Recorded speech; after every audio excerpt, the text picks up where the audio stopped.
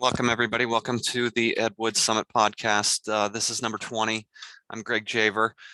This is Joe Blevins with me back again at the podcast. He just informed me my screen was freezing momentarily a moment ago. So if I have any problems along the way of that sort, I apologize. We're known for our Woodian antics around here as far as the technology goes. So I guess, in fact, that's just as I say that, a window, a little thing popped up and said your internet connection is unstable. So of course it's stable all day long until I'm ready to shoot the Ed Wood Summit podcast. So apologies again.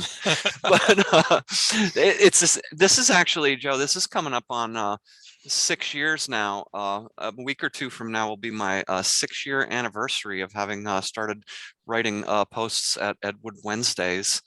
So I think exciting. I know it's exciting for me. I think it's very apropos that, of all the discoveries along the way. This one I think is pretty significant, very significant, highly significant. I think if we're right, of course, we'll spare our conclusions for the end. But we're going to talk about a book. I mentioned this in our previous podcast when I had the panel on. I mentioned it as a little bit of a teaser, and I mentioned it by name, so here's the actual copy to refresh your memories. And of course I get the bad glare. I'm known for that as well. It's Spicy Readers number 135 published by Eros Goldstripe. Sex Salvation, which again you can't really tell. Oh, there, that's a little better. By Raoul Woody. Raoul Woody. So who's Raoul Woody and what exactly is sex salvation? So Joe and I are going to break that down here today. And so just to give you a little backstory on it, about 2 months ago or so, I was back and forth with Jim Pontilillo, who's been here before, and he was sharing some stuff from some Eros Goldstripe magazines. And it got my wheels turning, and I've done these sort of fishing expeditions before in publishers where we know there's Ed work.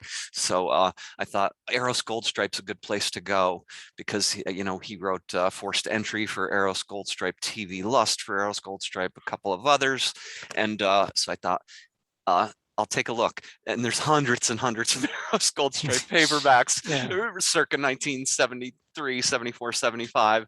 So it turns out to be a pretty deep hole in the ground to jump into. But somehow, miraculously, fairly early on and scanning through some books, I picked one up. And so this is how it generally happens. Start looking through a scan, quickly try to dismiss it if there's nothing Woodian very quickly. I don't have time to read 135 books all the way through. So I'm scanning, I just take a quick glance, I take another quick glance. I'm only literally a little ways into the book, maybe 10 pages in, maybe third chapter, something like that. And a blue Angora sweater set with a pink skirt jumps out at me. And then I began to page through more of it subsequently and saw a number of things jump out at me that I think Joe probably jumped out at Joe as well. And we're going to discuss that.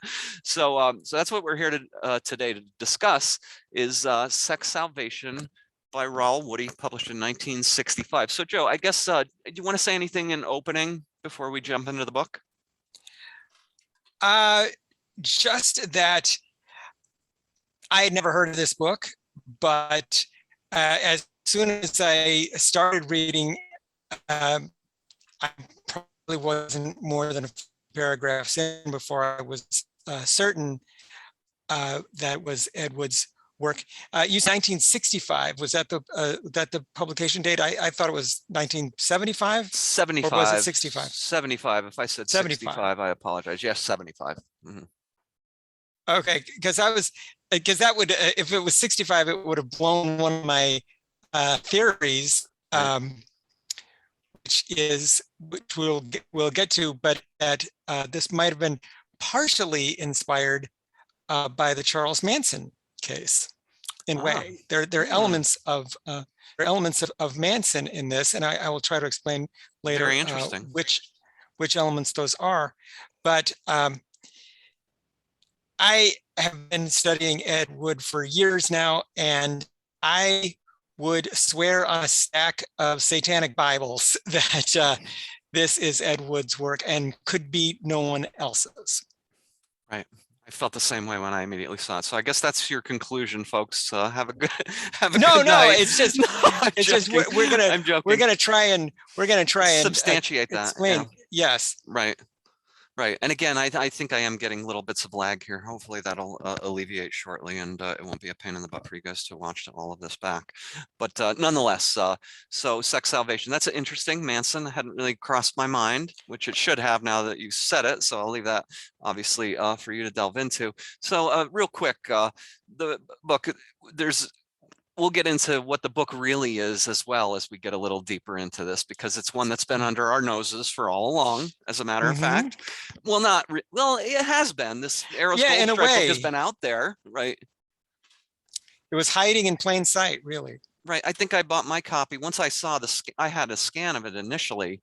And oh, that's a good opportunity for me to plug our sponsor, XXX Books. You can get a scan of Sex Salvation at xxbooks.com, TRIPLEX books.com. Definitely go there. As I've said before, over 18,000 adult paperback scans. Read to your heart's content. You'll never find enough. You can't read that much in a lifetime, quite frankly. And over 5,000 physical copies of books as well. I managed to get a physical copy of Sex Salvation after I realized that, hey, this looks definitely like an Ed Wood book. I went out and grabbed one for, I think, a mere $12 at a different bookseller site.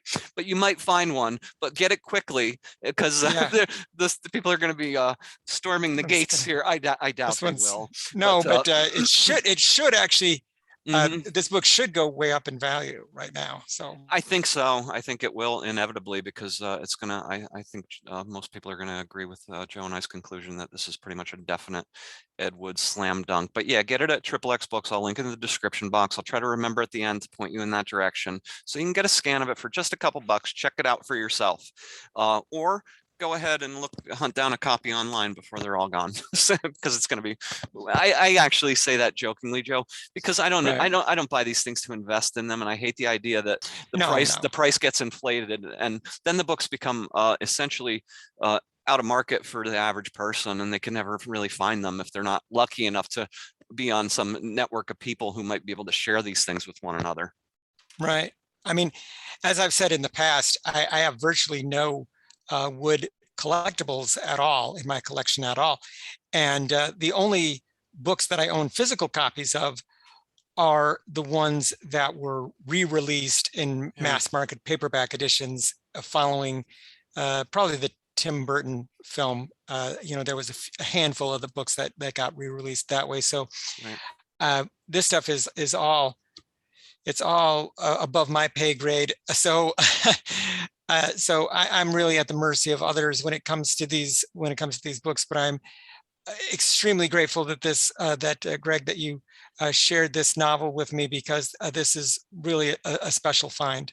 Thank you. Again, I felt the same way, and I was really excited. Actually, I almost immediately was going to jump right in front of the webcam and immediately go, a new Ed Wood. And then I kind of pulled back a little bit and I said, let me think about this. Don't get too overexcited. Make sure you're not wrong. If you're going to claim that, don't look like an idiot, right? Make sure that you're comfortable with it. Take another glance at it once your emotions have cooled a bit, Greg. And I did that. And then I thought, and I don't just want to talk about it. Joe and I have done some book reviews here of some other Ed Wood books, and I really enjoy being able to bat it back and forth with somebody. We generally see very much the same things, as it turns out. Yes, but right. Well, but sorry. Well, yeah. I mean, in the past, one thing that we have covered are books that are definite Ed Wood ones, where it's it's ironclad. It's well known as far as an Ed Wood book can be concerned, and there's no doubt about it. This is kind of new territory for us, because this is the first time I think we're reviewing a novel that is only in the speculative category. But I don't think it should be in the speculative category anymore. So I think it should. I think it deserves an upgrade. Agreed. Wholeheartedly agreed. I'm going to I'm having a little tech difficulties on this end. I'm going to go make sure that I don't have other things draining my bandwidth. So I'm going to pause us. I promise I'll be back momentarily, Joe. Thanks. Awesome. All right. Thanks, Joe. Thanks. I was just making sure. It turns out nothing was running. So hopefully my internet will stabilize a little bit here. And let's pick it up. So Sex Salvation, let's jump right in. What's going on in the narrative of Sex Salvation, Joe? Well, like many of Ed's stories, It is about the initiation of a naive young person into the world of sex and sin, and basically into the adult world. The majority of it takes place in Iowa, which is a place I'm not sure Ed ever visited, but I think he's using it as a bastion of naivete or innocence in the middle of the country. And our hero or heroine is a young lady named Grace Abernathy, who is not a virgin when we meet her. And in fact, Ed makes sure that we know about her, at least I think 3 of her earliest sexual encounters, Right. all of which are quite memorable. She loses her virginity at the age of 13. And when she goes to confess, by the way, she goes to confess to the local preacher, and you have a physical copy there of the book. How are we pronouncing that preacher's name, or even Is it even spelling spelled that way? I don't. Let me look. Actually, It's. I was calling him Tompkin, but it looks like Ed used every vowel in the world. I was saying Tiomkin, so that was me. But Tiomkin, or which I don't Tiomkin. know. Which I'm just calling him Tompkin. And in fact, well, anyway, he is one of the kind of characters that Ed, I don't think ever had in his movies, but has in his short and long fiction, Right. quite a bit, which is the preacher who is using his office for some kind of personal gain, sometimes financial, sometimes sexual. In this case, sexual gain. Grace goes to Reverend Tompkin and confesses what she did with this boy named Freddie. And he takes that opportunity to have her reenact everything with him. And I don't know if we want to spoil it, but the pastor gets he gets what's coming to him, I suppose you could say. I think you should spoil everything, Joe. Again, for those of you who are watching, if you want to go ahead and press pause and go read it first, then come back, go for it. But truthfully, I don't think spoiling these elements of the narrative are going to spoil your read. So go ahead. He actually dies in the act of violating Grace. Yes. And is frozen forever in a very compromising position, although this is all sort of covered up. And Grace feels that the Reverend took the devil out of her and took it into himself, almost like the Exorcist at the end of The Exorcist, where where the younger priest says, take me, and then the devil goes into him, and then he falls down the stairs and dies. This is in Grace's mind what happened. Well, what really happens is that, he's just, violating Grace, and then he just has a heart attack and dies because this was too much for him. Right. So then Grace has another encounter. It takes a few years before she's willing to have another sexual encounter. And I was surprised at the way this one was described the first time, and then how she describes it going back, because when she looks back on this incident with the guy named Bob, she describes it as rape. And I didn't quite get that it was supposed to be rape the first time. I thought she was, because Ed Wood, being Ed Wood, he's always describing how pleasurable she's finding all of this, and all about the hot and cold sensations running through her body and all of this. He's playing that up. So it didn't seem like he was setting up a rape scene, but she describes it later as a rape. But what is very, very significant in this incident, where they are having sex outside, which is another Ed Wood motif. He likes to occasionally in his fiction have characters have sex outside, as we see in The Young Marrieds. There's, I think the first sex that we see in that film is an outdoor sex encounter. But during that incident, Grace is bit by a snake, which is one of Ed's favorite symbols, the snake. And that snake is cut or killed by some mysterious off-screen person. And later we'll find out who that might have been. Right. And that was a twist that kind of blew my mind later in the book. Yeah. So, okay. So we have this Iowa farm girl, and I don't know if she's living on a farm, but certainly living out in the middle of nowhere in Iowa. She's lost her virginity at 13, inadvertently killed a preacher with sex, then had a third sexual encounter where she was bitten by a snake.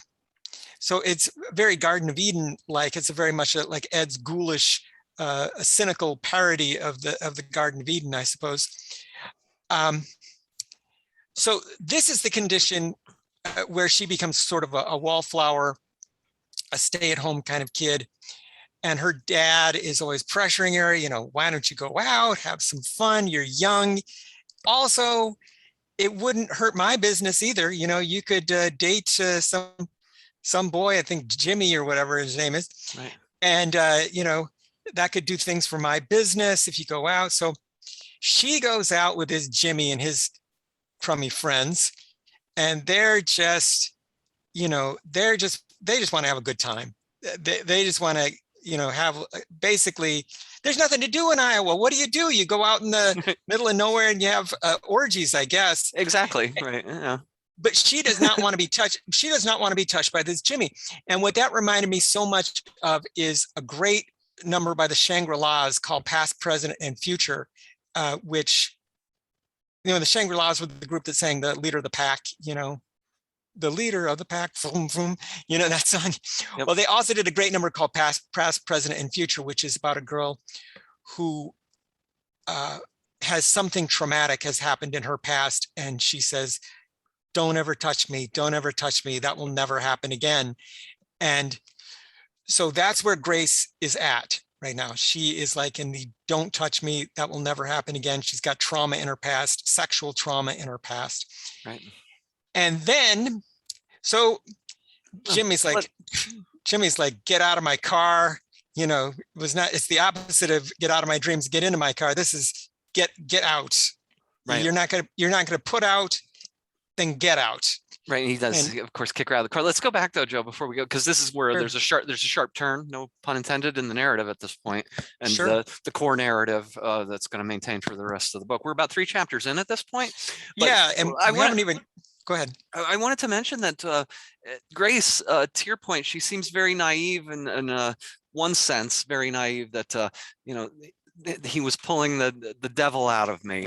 And of course, you know, on the other hand, she's very, very aware that a guy like Bob Sterling, who's the guy she's having sex with when the snake bites her, she's very aware that, you know, he, like all the other boys, just want to get into her pants. And she's described early on in the first few pages of the book as kind of the quintessential, I'll use the word since Ed uses it quite frequently early on in the book, the quintessential cock tease, right? So she's innocent on the one hand, and the other hand, she seems very worldly for a teenage girl. And so I found that interesting that there was this sort of dichotomy. Well, she becomes more innocent seeming as she goes along.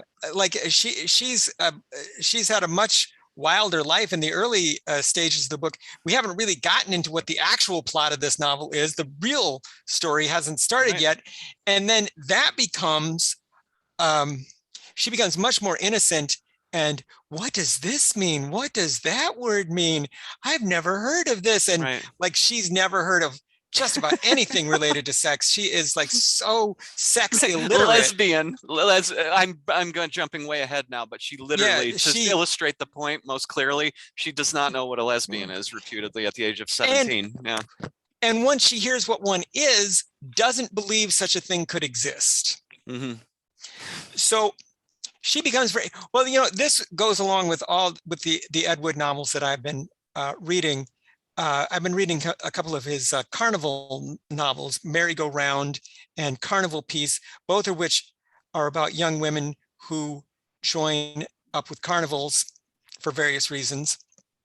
One extremely Puritan and naive, one who's had some experience, but even by Carney standards, she's naive. And those two novels, Carnival Piece and Merry-Go-Round, are very, very similar. And they're about, these young women who don't know anything about the world really. And the carnival is where they learn, all the carny people who have seen everything. So in a way, that's very similar to what happens to Grace in this novel. She has been around a little bit like the heroine of Carnival Piece. She's been around a little bit, had some sexual experience, but in many ways, she's still very sheltered and still very naive.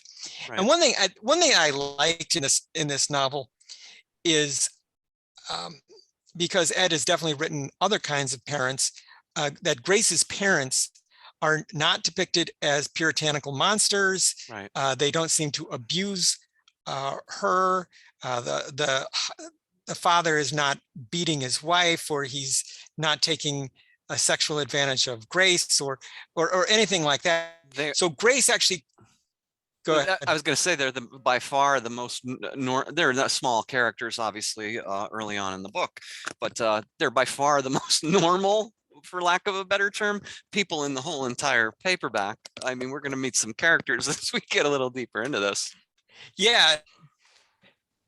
Oh, we sure are. And their fondest dream is to own what they call a house car, which I'd never heard that term. And the only other place that I've heard trailer, RV, camper, I've heard all those terms. I've never heard house car. The only other place where I've heard house car was in one of Ed's carnival novels. So Ed said that one of the carnival performers had his own house car, which was kind of a status symbol in the carnival. So house car must be, it's kind of like beer bar, which is one of Ed's favorite terms to describe bars that apparently only sell beer. He uses that to so many of his short stories, so many of his novels. It turns up here too. There are beer bars that will come up. We don't actually visit one, but some of the more wild characters in this novel do go to a beer bar, certainly not to have beer or to enjoy themselves. They go there for very mercenary reasons, as we will learn. So Grace comes from a nice home in Iowa. She's had some bad sex experiences, and she's just been dumped by Jimmy in the middle of nowhere. And her plan is to hitchhike home, I think. And she might even want to, here's where her worldliness comes in. I believe her plan is to show her body a little bit. So that was always the way to get a ride home. So Grace is both sort of worldly and innocent at the same time.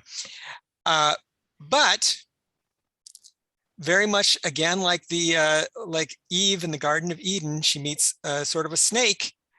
She meets a guy who seems to have come out of the worst nightmares of Jack Webb. He could have been a villain on any number of episodes of Dragnet. This is exactly the kind of villain that he would love to have on Dragnet. Is a young preacher or prophet named Jeremiah. Jeremiah, who looks like dressed in a blouse, and yes, it looks like I envision him as a hippie, obviously. Hippie. Right. I think by this point, this is mid-70s, and Ed, I believe, is still using the term beatnik. He is still occasionally saying beatnik, but he's got the blouse. Ed Wood describes him as being dressed like a gypsy. Now, one of the unusual features of this book is that I believe Ed Wood must have been reading the Bible and studying the Bible quite a lot at that time. I think he is deeply immersed. I mean, even the poorest people in America have a copy of the Bible somewhere. It's the one Yeah. book that people don't own anything else. They have a copy of the Bible. It's in every motel, of course, across America. And I think Ed was studying the Bible at Well, this time. And Joe, of course, at this, Kathy, we're potentially jumping ahead, but let's go right there since you yes, mentioned it. Kathy Wood in Nightmare of Ecstasy mentions a book that Ed wrote. I don't know what book that could be. She mentions a book, and it turns out it's Sex Salvation. We're going to get to this shortly. You may or may not remember this off the top of your head. Yeah. Well, I'm going to let you reveal that here. You can reveal that in a moment. We'll just cut right to the chase here. But in any case, in any case. Well, yes. Sorry, I think I'm lagging and breaking up a little bit.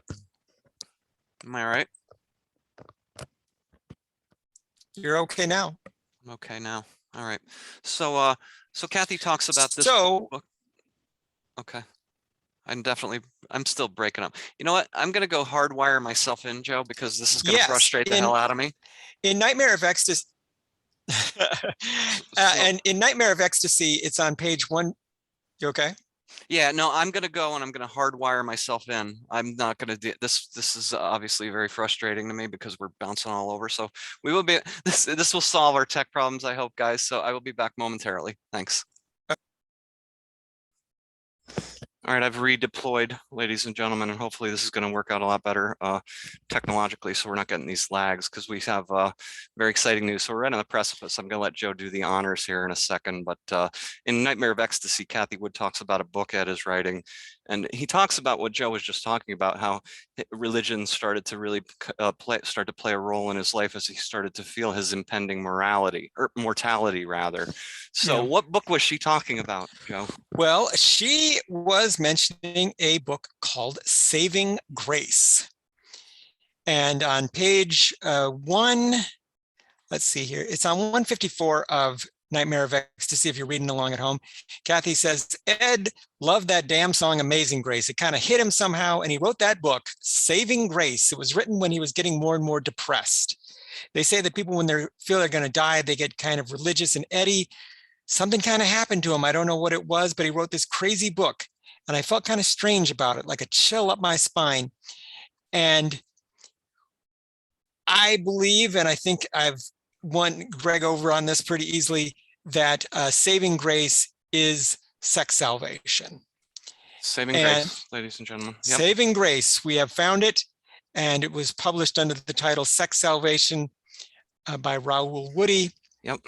The Last Lash. Let's make sure we get the subtitle. Saving Grace, The Last Lash. That's according to Nightmare of Ecstasy and lots of subsequent pieces. Of course, Kathy names it by name there. Saving Grace. Yeah, well, there is a Last Lash. There is certainly that definitely happens in the book way later. But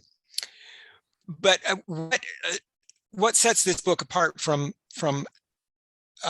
even though it has many of Ed's characteristics, one thing that makes it unique is the use of many Bible quotes throughout. Bible quotes practically become the language that the characters use to speak to each other in this book. That very often they will carry on in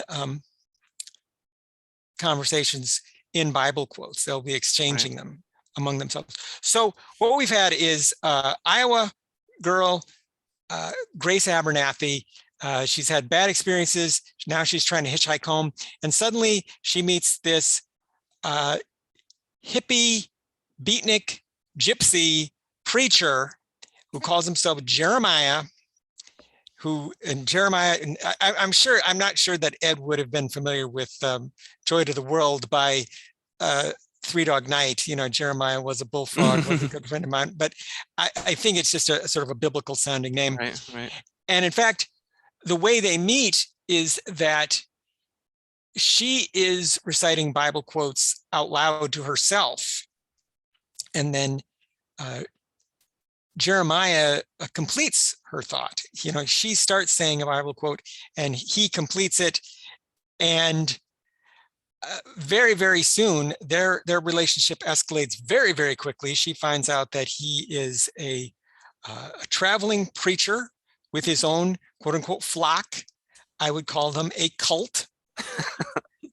And they travel around in a van. And but first things first, I mean, this is an Ed Wood 1970s Eros Goldstripe novel, and we have to put the Eros in Eros Goldstripe. So first order of business here is for Grace and Jeremiah to have sex outdoors.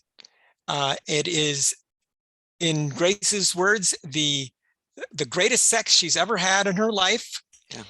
And it had better darn well be, because this one sexual encounter with Jeremiah the preacher causes her to reformulate her entire life. She is now completely sold on Jeremiah and wants to join his cult. Again, he calls it a flock. I would call it a cult. And he says he's going to pick her up the next day. But first, she's got to raise a little bit of money if she's going to join the tribe. And so she goes back home. And basically, this is the contrivance of writing. Things work out in writing the way they never do in life. She needs some money to go out on the road with Jeremiah, and it just so happens that her father, who is planning to buy that house car, I think I would call it a trailer, has the down payment all in cash in the house in a very poorly locked roll-top desk. Mm-hmm. And you get one of those lines like you only get in the movies when the mom says something like, I feel funny with all that cash just lying around the house. But one thing that this does, by the way, Ed being Ed, he takes a lot of little detours, and we get to learn more than we really needed to about the father's television watching habits. Yeah. And how he liked to watch the Westerns, but he was working, so he got to watch them in reruns. And he talks, I think, Bonanza and Gunsmoke in the Big Valley. And I'm sure those are all shows that Ed loved. I'm sure Ed watched all those shows and watched them in reruns. We've been told that Ed was a compulsive television watcher and was parked in front of the set for hours and hours at a time. So I imagine that's reflecting his reality somewhat. But one thing that this does lead to is a suspense sequence, essentially a sort of a little heist sequence within the larger narrative. Grace goes on a sort of a mission impossible, trying to get that $1,000 in cash out of the roll-top desk without waking her parents, including her mom, whom we are told is a very light sleeper.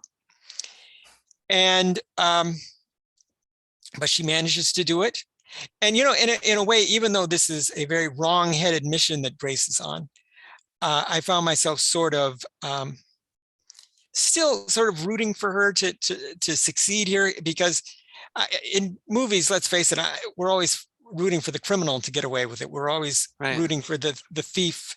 If you're watching a jewel heist movie, you don't hope that the jewel thief gets caught in the middle. You hope that the jewel thief gets the jewels and gets out of there. And we know there's going to be a far more interesting story if she goes and runs off with this commune. You said commune, yes. Yeah. Now there is another term that he uses. That's because the word Ed uses. You use the word cult, which is equally as accurate. You could even call them a gang. But once we find out a little bit more about them, they're a gang. Call them any and all of those things, and you're not wrong. Well, she takes a very cold walk across town, but eventually she does get picked up by Jeremiah. And I was having trouble the vehicle. A Volkswagen this is van. A Volkswagen van. Is that like one of those microbuses? I would assume. I don't know how the hell he fits 14 people into it. She even comments on that at one point. How do you fit all these people in here? Because he said, I used to have a bus, but that was too much. We didn't need it all. Right. And because they cram 14 people in. So there's Jeremiah, Grace, and then 12 more. And that's not just 12 by accident. Of course, this is heavy religious symbolism here. We have 12 disciples. We do, right? And but Jeremiah's group is a little bit more diverse than Jesus's, because he has both men and women, I think, equally divided. He has like 6 guys and 6 gals. He does, and most of them largely undifferentiated. We're going to meet a few of them. Of a few of them. I mean, one thing, Joe, you jumped from, there's something that happens, of course, on her way to get back to the van. So after stealing the money, she's walking the roads. Oh, so the sex was she so has with great. Jeremiah, it was so phenomenal that she finds herself as she's walking down the street starting to compulsively rub herself, to the extent that there's cars going by. So she actually hightails it off the road, off into the brush. And she in a lengthy masturbation scene, she has 8 orgasms. 8 of them. 8 orgasms. Yeah. Well, I think, Ed is maybe overselling this a little, but he's trying to make us know that this sex with Jeremiah, that's really, how great it was. Really unlocks something inside of her in a huge way. So again, once we get, if we hadn't been suspicious of Jeremiah before, once we get into the van, we should definitely be suspicious, because this seems like a really sleazy operation. This seems like a very fly-by-night operation. Grace at first doesn't understand, well, she doesn't understand anything about this operation, and it takes her a long time to figure out what's really going on here. I always wondered, I don't really see the motivation of the disciples to stay with Jeremiah. I guess it's because they think he is a prophet, or maybe they're just having fun. This doesn't seem like that much fun. I've watched documentaries about cults, and it always seems like a drag to be in them. Like, Heaven's Gate seemed like a pretty bad. Well, I guess they lived in a nice, at least the Heaven's Gate people lived in a nice house, and they would take them out to nice dinners occasionally. They would tell you exactly what to eat and how to eat it, in what order. But at least it was more fun than this, where you're just sitting in a grubby van with a bunch of hippies. But we know that there was already 12 disciples, and Jeremiah, now Grace. That seems like one disciple too many. Yep. And file that detail away in your mind, because that's going to come around. Mm-hmm. And so they're going on the road, and it becomes, I guess, most of the rest of the book is a road trip, right? Which is why I would say that I could definitely see Sex Salvation becoming a movie. I just don't think Ed Wood should have directed it. I think maybe somebody who was, I think it could actually have been made into a good movie, like legit good, not like ironic good. I think good, because, well, they're a truly amoral bunch. And Jeremiah really is a really sinister figure on the surface. Yes. At first, Grace falls for the preacher a bit, but he turns out he does have a very cult-like grasp of control over all of these disciples. But they do seem to enjoy their work, which we'll find out what their work is here shortly. But he treats people he treats them all terribly. God. He to the extent where he tells Grace early on, "Don't even ask me. You're not even allowed to ask me a question." He's unquestionable. Right. That is one of the main themes of the book, Mm-hmm. is don't ask Jeremiah any questions. Well, Grace later says that there are at least 3 different Jeremiahs. There's the preacher Jeremiah, who is very inspiring, and apparently he does preach the word very effectively. 2, there's just the lover Jeremiah, the off-duty Jeremiah, the one who just hangs out and has sex and just can talk normally. And there's that guy. And then, there's the third guy. That is the unholy wrath of Jeremiah, Right. which we see almost immediately. Now, I've been on family car trips with my dad, and I can remember if we missed a turn or we got stuck in traffic, I know what would happen. My father would start yelling, and I don't think he would actually curse. I think he would think the curses, but he wouldn't say them. But Jeremiah, this loses guy, his mind. He completely loses it, right? over a rainstorm. It starts raining, which is going to slow down his plans. And this is when Grace starts to feel that something's not quite right here. Something is off with this guy, because not only he rants and raves, and she's offended by his use of profanities, which is like, she basically had sex with a preacher till he died. Now, like, she can't even she can't even hear profanities. It reminded me of an Onion story about, like, where this lady was complaining, why do porno movies have to have all that naughty language? Why do they have to have bad language in pornos? So she's very offended by his use of profanity and by his temper. But the other clue that something is not quite right here is that the other 12 disciples don't even notice it. They're not ruffled by the fact that he's freaking out. And any normal person would react to this kind of behavior, but they're not reacting to it. So this must be normal. This is something that he does all the time. And you said that these are mostly, our disciples are undifferentiated. I would not really, I don't think anybody trying to analyze like Tensight, I think that was one of the names.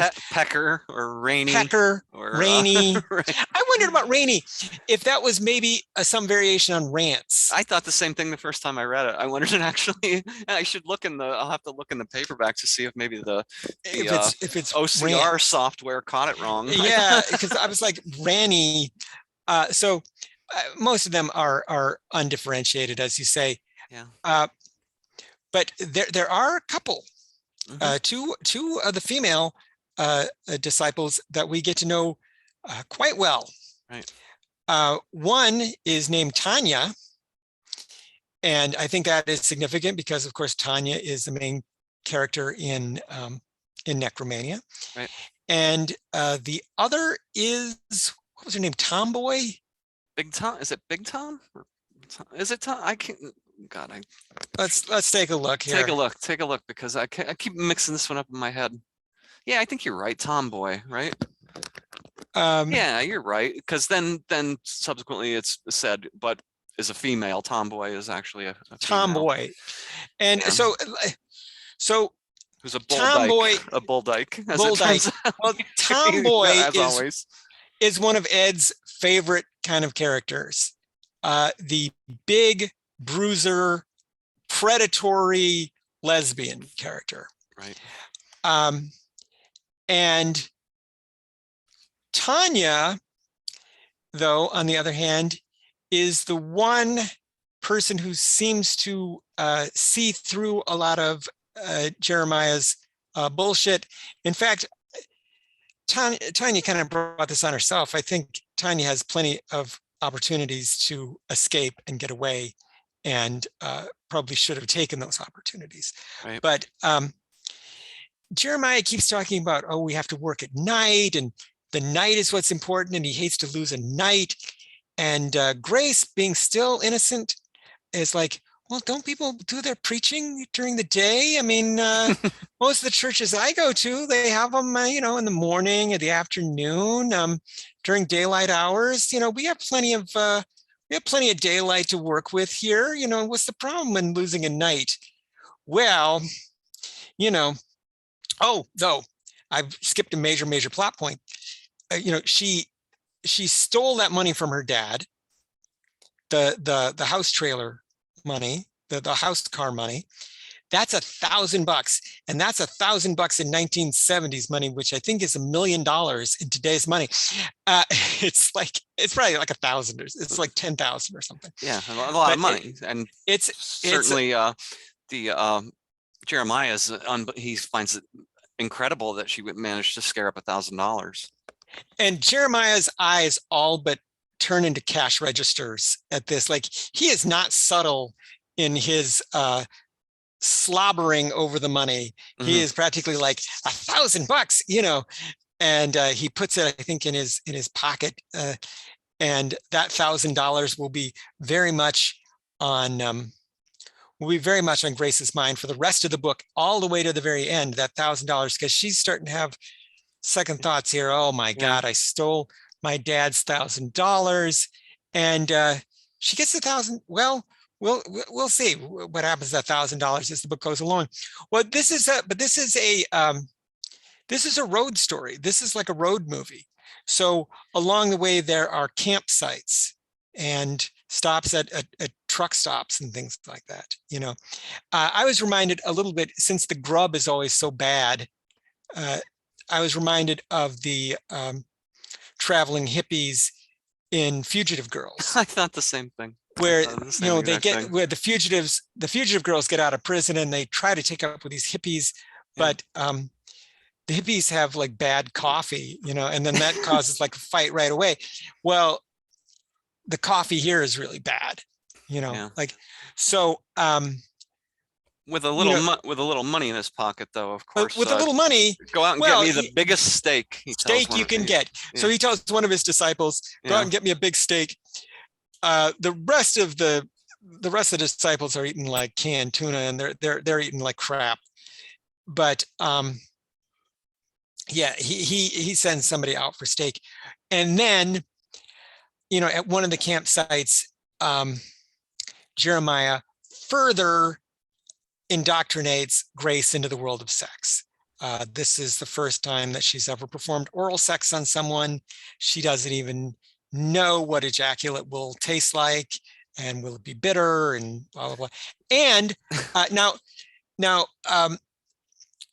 Jeremiah has some very strict rules about cleanliness among the disciples, and they are to swim every day so they can stay clean. Jeremiah himself does not seem to partake of that.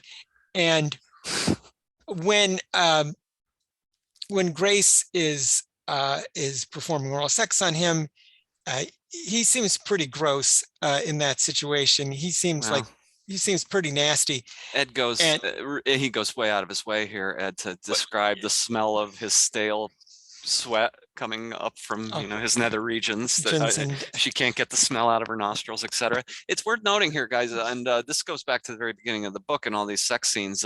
This is extraordinarily graphic.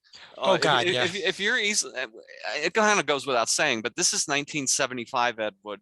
This is not Killer and Drag Ed Wood. This is over a decade later, and be prepared for an onslaught of really harsh graphic sexuality, language, and even a really corrosive view of human nature, like to the nth degree. Well, what I wondered was, again, this is supposed to be pornography. In these sex scenes, are we supposed to be identifying with Jeremiah, this gross, unhygienic hippie guy? One of the more telling things that Jeremiah says is, I believe Grace is 17 years old in the book. Jeremiah, prince of a man that he is, thought she was around 13 or 14, because she's a very young looking lady. And when she tells him that, I'm 17, he's relieved, and he says, I thought I was going to get myself into a jailbait situation. And she says, jailbait? Oh, what words you use? This is one of the 80 million sex terms that she doesn't know. But I wondered, like, back in the 50s, when Ed renamed the hidden face to jailbait, and in the movie, obviously jailbait is supposed to refer to gun. That gun is jailbait.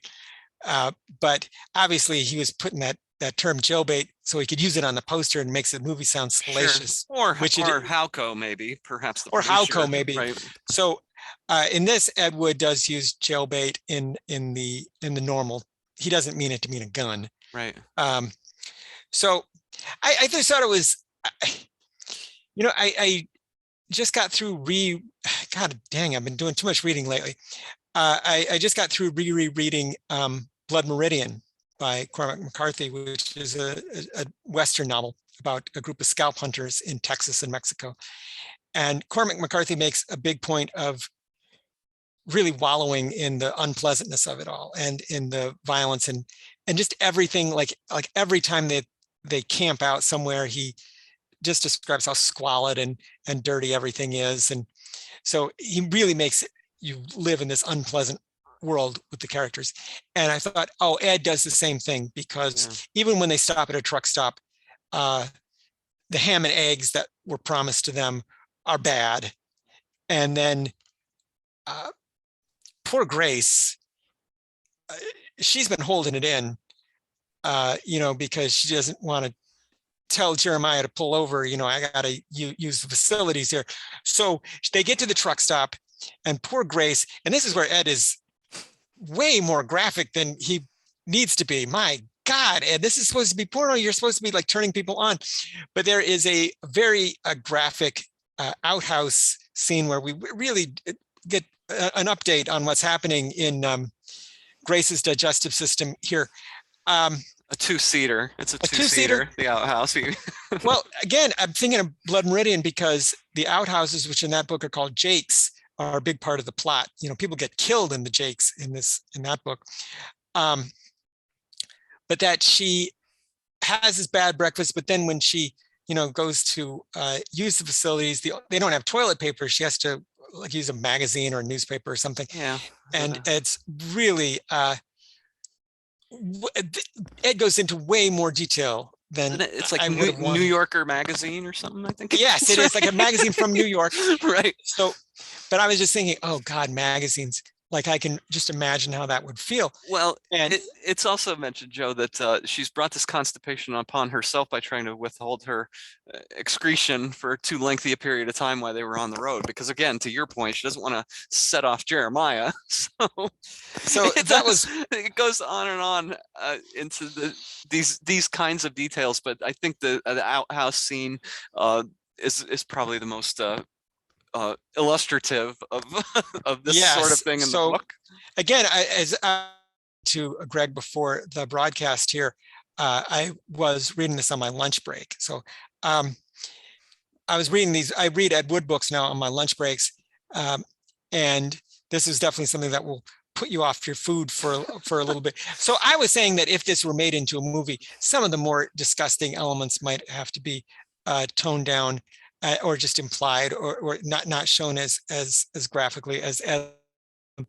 So eventually, though, they do get to Sioux City, Iowa. Right. So I believe I don't know if you can actually follow the geography of this book, but we're in Sioux City, Iowa, and I think our destination is eventually Sioux Falls, South Dakota. Right, because they're quote unquote headed for the Dakotas, and Sioux City is going to be on the way. Well, whichever direction you're looking at this. So I think they go from they go to Sioux City, and then I think they end at Sioux Falls. I think there's, so I'm not sure if Ed consulted road maps or anything like, so I don't know if we ever get a sense of what roads they're on. I think when we did a security risk, there's a lot of talk about the highways leading in and out of Los Angeles, and you do get a sense of the geography there. So I don't know if the geography here is accurate, because I hate long car trips. I'm never going to be driving in the middle of the country the way the characters in this book are, or if Ed ever did that. Maybe he did at some point, but Palm Springs, Banning is halfway between Palm Springs Yes. and Southern California and security See, risk. That actually turns up that same exact construct with the same cities in one of the France books from much oh, earlier, cool. which is odd, See, which gets your well, wheels turning because we talked about France books and the potential of Ed Wood being there. But he knows that geography clearly. so What does maybe he know about the middle of Iowa, to your point? Iowa, he may not. So all this stuff may be made up. Mm-hmm. But at one of these stops, she has she and Jeremiah have sex, and then other cult members are also having sex, and everybody knows what everybody else is doing. There are no secrets here among the cult, really, when it comes to these sexual encounters. But they eventually do get to Sioux City, the big time, and Tanya, the snitch, who's always, always the one, telling tales out of school, hey, let me tell you what's really up, taking Grace aside, first of one of the things that Grace has learns right away is that, she's in the privileged position. I took it that this vehicle only had 2 seats, one for the driver, one passenger, Me and too. then everybody else is in the back. And right now, Grace is in the passenger seat because of that 1,000 buckaroos that she brought with her. Right. And Tanya is like, well, that will keep you in the passenger seat for a while, but there's a lot of turnover, and some of the disciples get left behind and Right. replaced. So, and I should mention that among them, again, they have this game that they play where they are basically exchanging Bible quotes. And there seems to be some kind of numerology because they're emphasizing the numbers of the chapter and verses. They'll say like Mark or Deuteronomy or, Corinthians. But making fun of it, to your point. Making right? fun of it, but it's a game to them. Right. And then poor dumb Grace, she tries to like say a legitimate Bible quote sincerely about working during the daytime rather than at night. And holy cow, that just sets off Jeremiah to no end. So that was a big mistake. And Tanya is there to tell her, like, don't do that kind of shit anymore. Like, you're screwing up. You don't want to screw this up. Give him what he wants. Don't ask him questions. Don't piss him off. Don't talk unless you really know what you're saying here, and you don't. So this little game that we're playing, you don't know how to play it. She doesn't know how to play it. She's making Jeremiah mad. But eventually they do get to Sioux City, and just as Tanya predicted, Grace is not one of the disciples who is sent out into the night. Into the street At night to go to some of the neighborhoods and to the beer bars. Right. And Grace still thinks that they're going out there to preach the word, which it's nighttime. Grace, what do you think is happening here? But Jeremiah is going to stay behind and cook that big steak of his. And Tanya says, "Oh, you play your cards right, and he'll share that steak with you." And for a while, Jeremiah and Grace seem to have a nice little date. Basically, they're just chatting. She answers a number of his questions, and she's consciously aware. He's letting me get away with questions more so than I expected. Maybe I'll ask another one.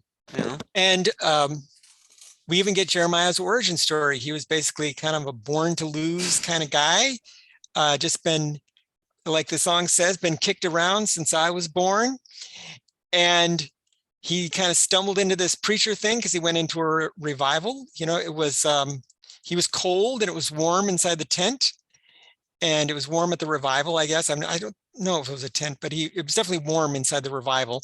And he was like, this is it. This is the life for me. He found his calling, so to speak. Right? Well, this was, to me, it should have been another warning sign to Grace to show that Jeremiah is not some mystic or prophet or reincarnation of the Son of God or anything like that.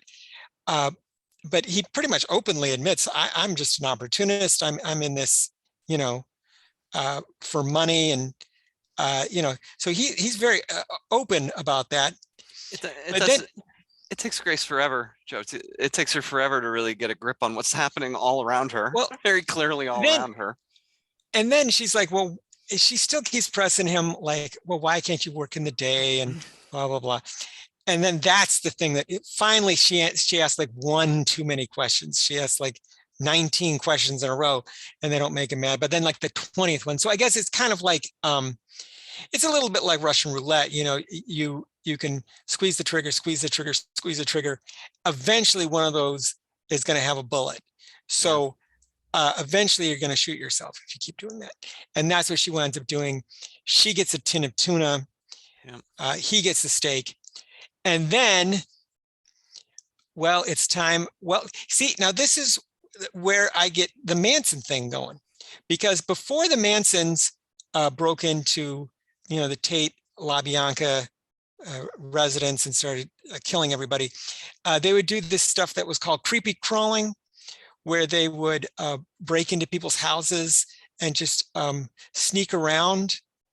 And I don't know if they would steal, but it was one of the things that they liked to do was creepy crawling. That was the term that they used.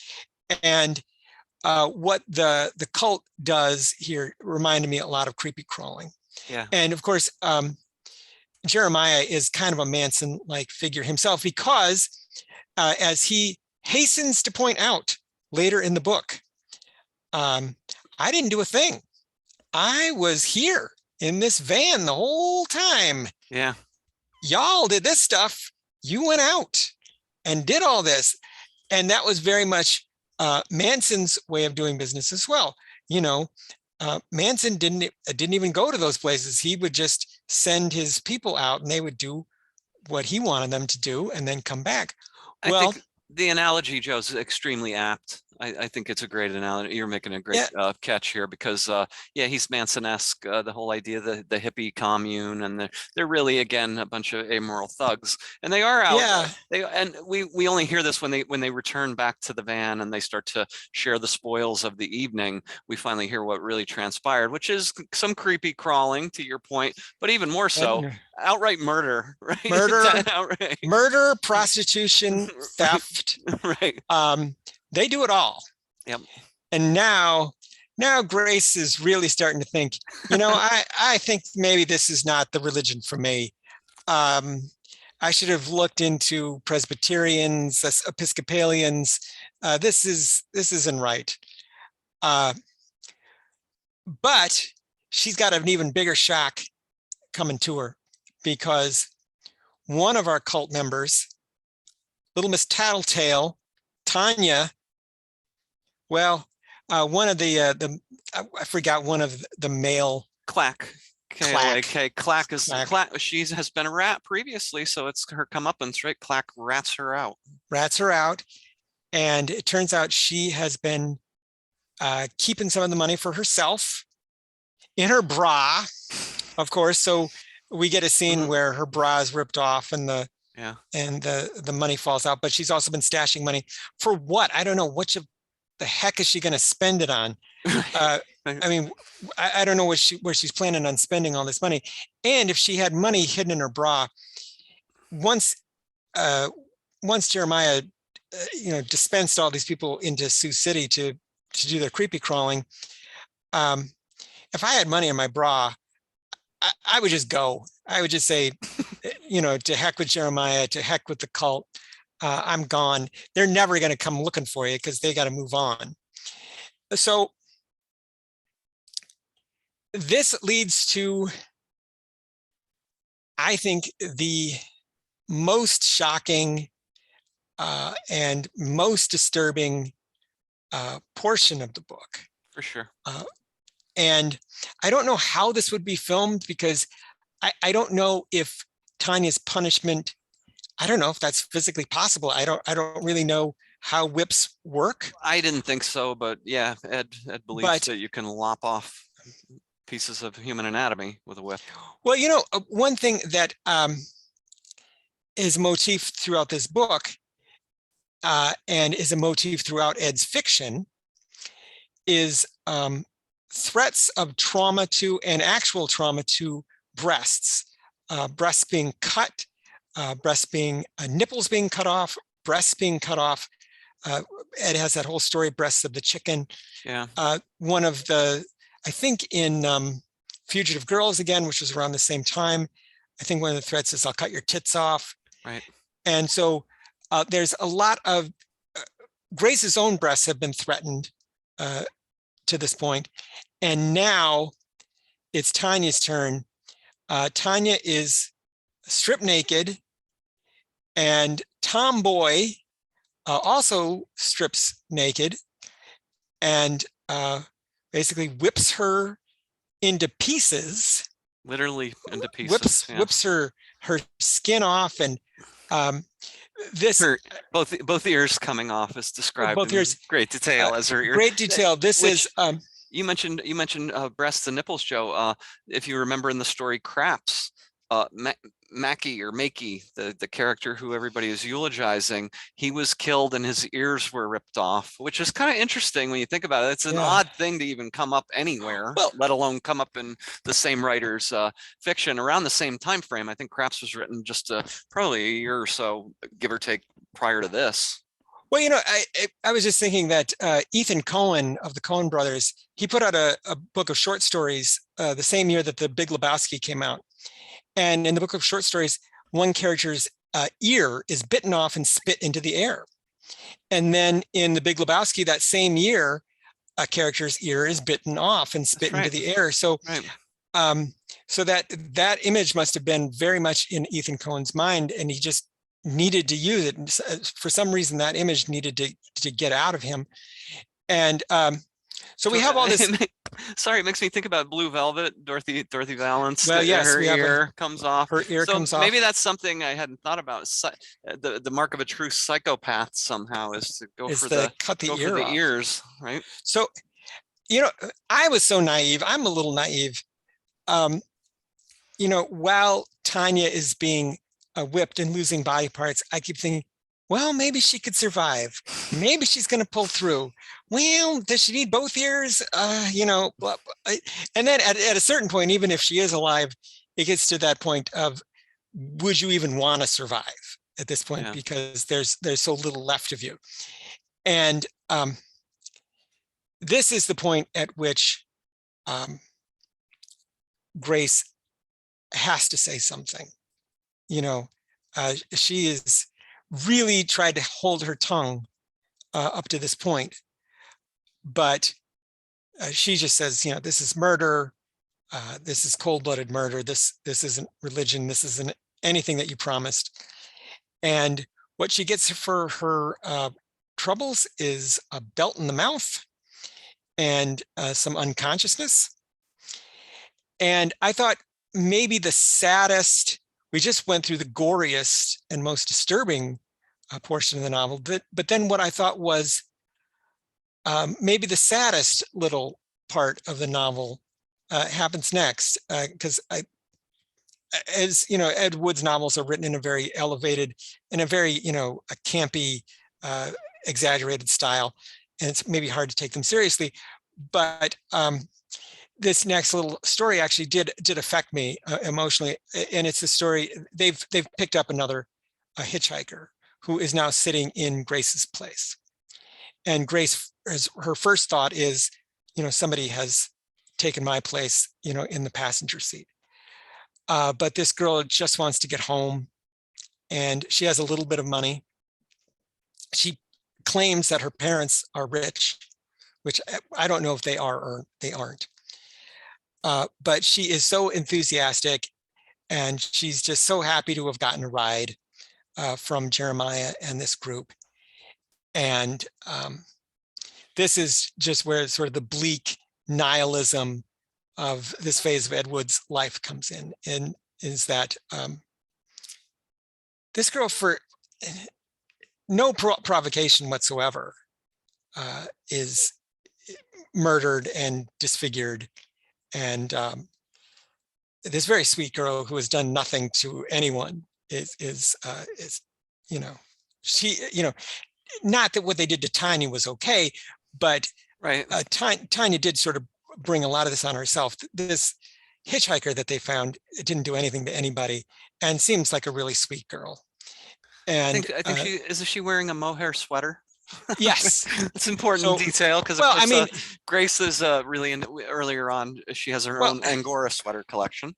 we should say that throughout this entire novel, if there ever is any opportunity to describe what women or Sure. girls are wearing, Ed Wood will take that opportunity. There is a whole scene where Grace is deciding which sweaters she should take with her, how many sweaters she should take with her. Right. Any what opportunity, color, right? Yeah. what color, and any opportunity to describe underwear, women's underwear, he will take. Any opportunity to describe clothing, he will take. And so if there's ever a constant in Ed's writing, it's that. And that certainly it applies to this book. But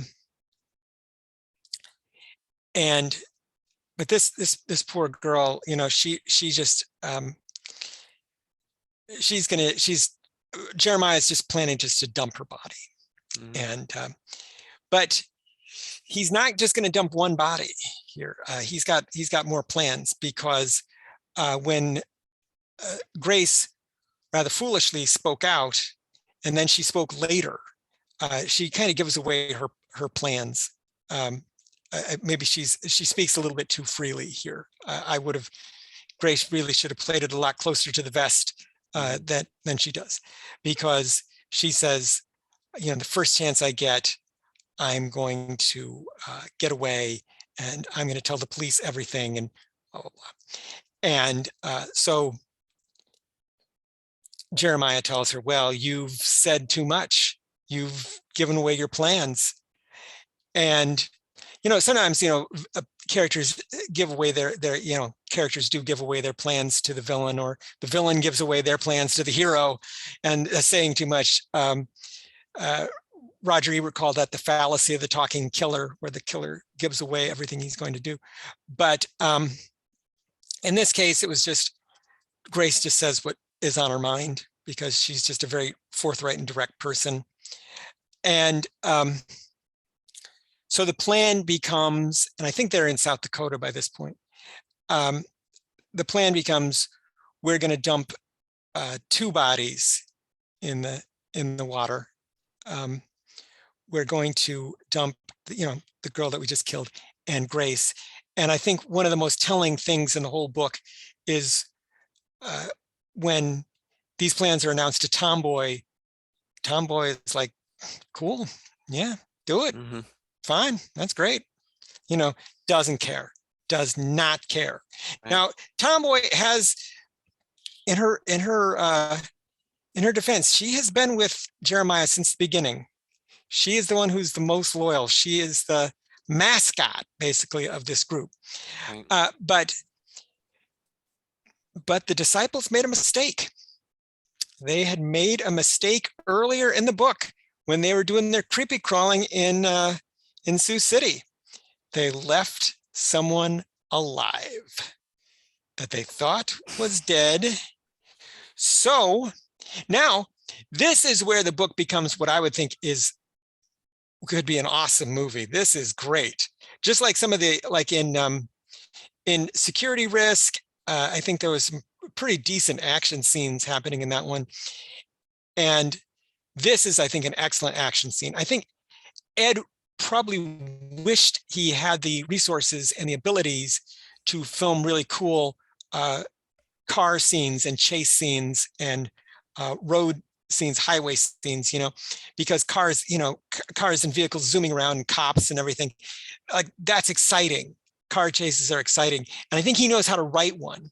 I don't think he would have any clue how to direct one. I don't think he would have any clue of how to put this on film. But this is where the suspense genuinely starts to ramp up, because at this point I was giving in to despair, because I was saying, well, Grace is done for here. This is it.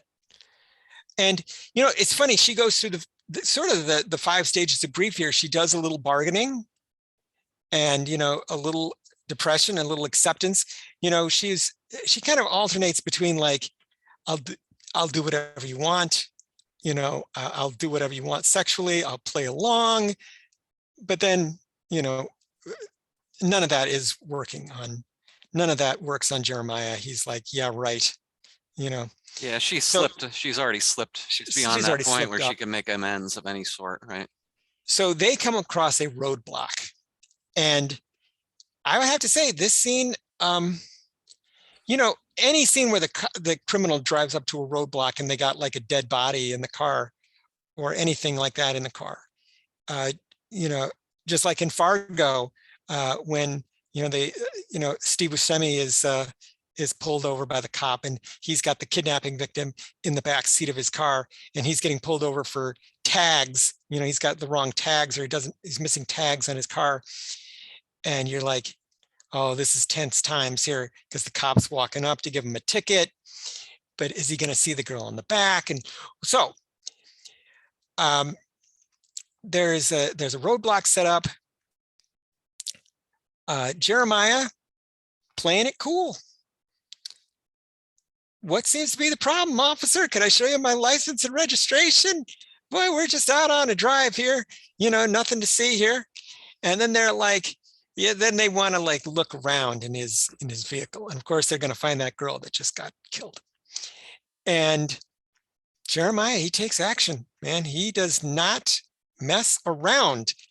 And as big a jerk as he is, he's also kind of a badass. He's kind of a badass dude.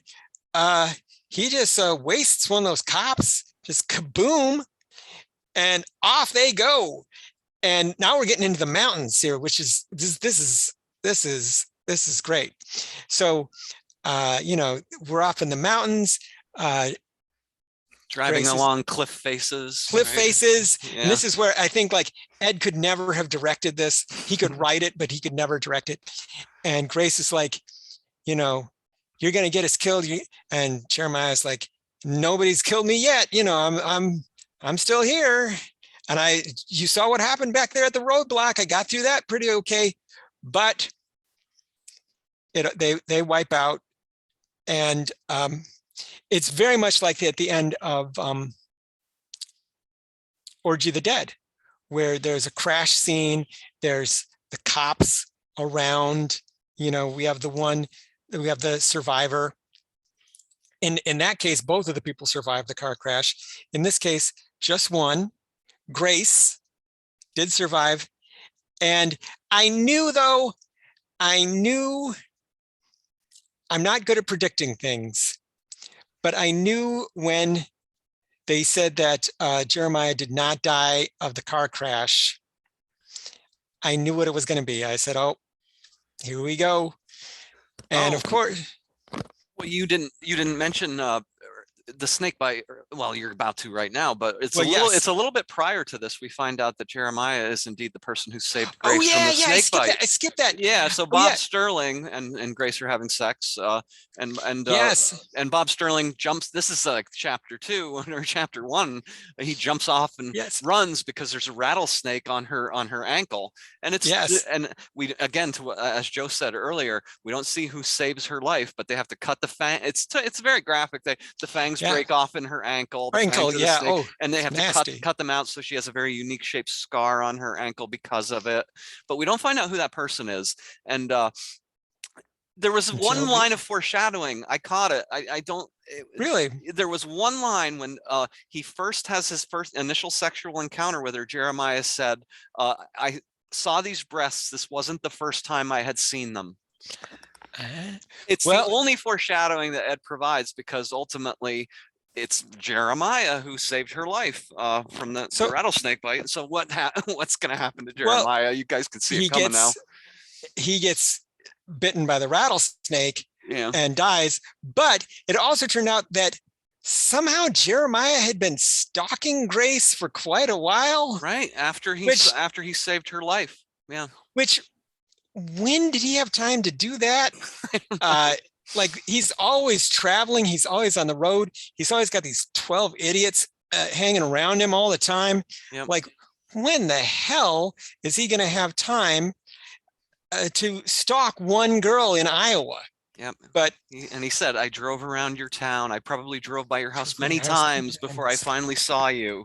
So so he was looking for her, actively looking for her. So when he comes upon her spouting some verse early on, that was no accident. It's no accident whatsoever. And he remembers in his mind when Bob Sterling is having sex with Grace. He remembers coming upon her body. She's wearing a yellow Angora sweater and a brown skirt. So of course we're going to get those descriptors as well.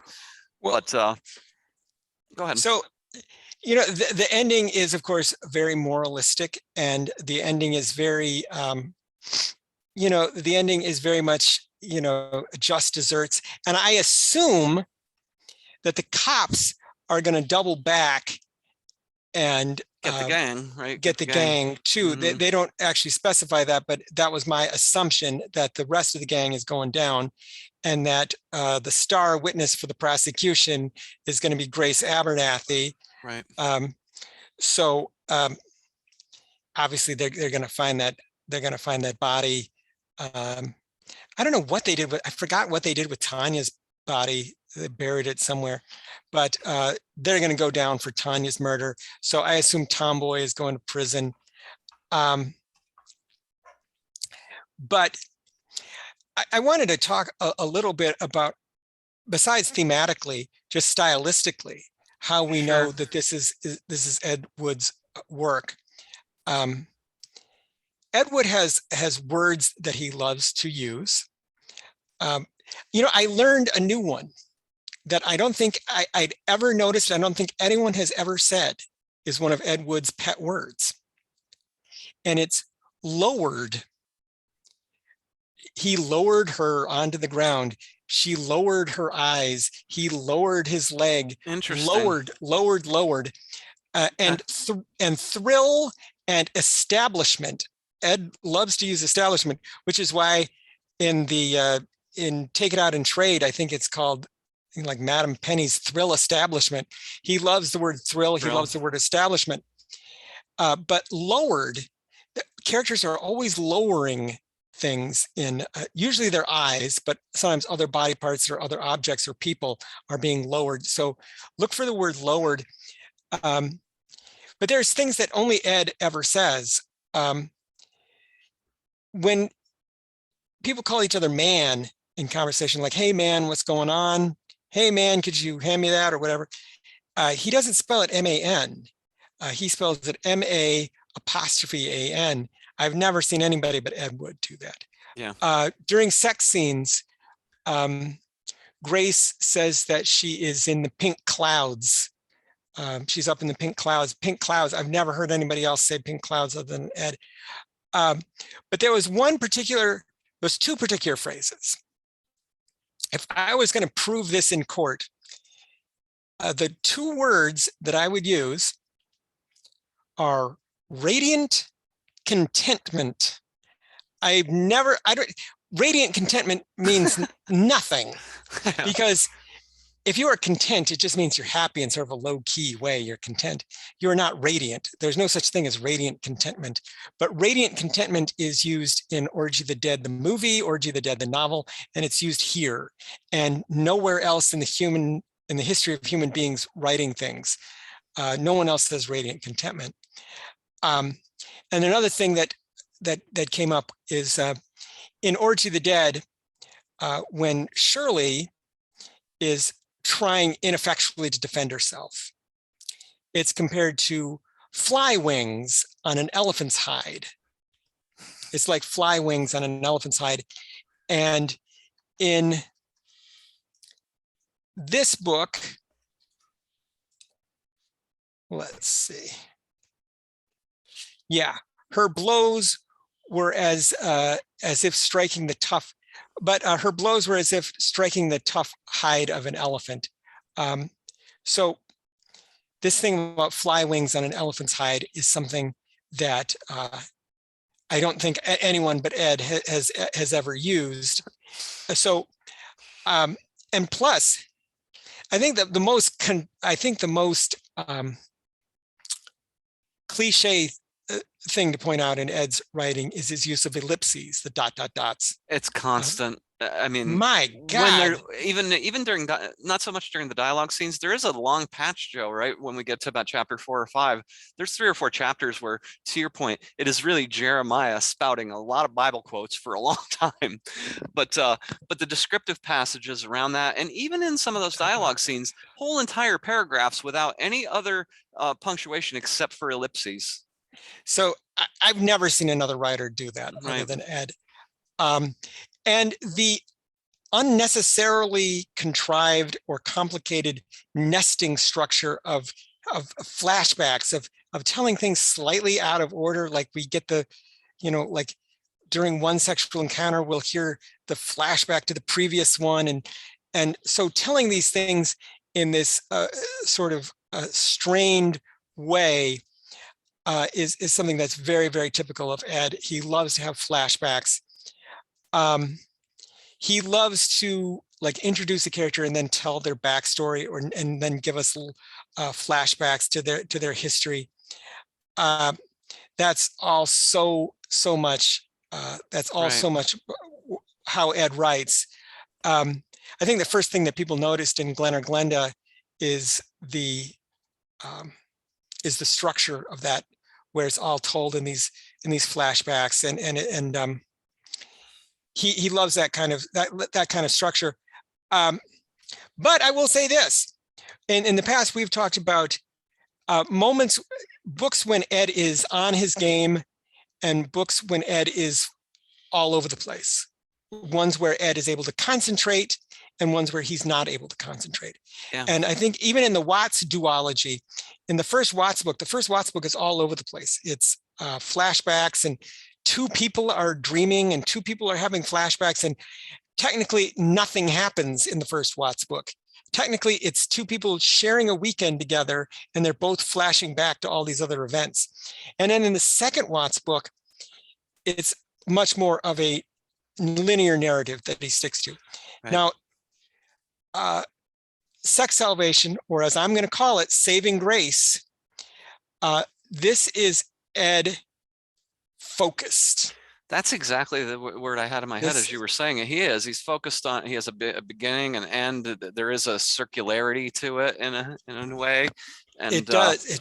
It does play mostly like most of it like a road novel. It really does. Yeah. And it's real cool in that sense. The only thing I guess from the narrative standpoint is that there are some, for me, there's some long years a little bit early on where there's just so much spouting of the Bible verse.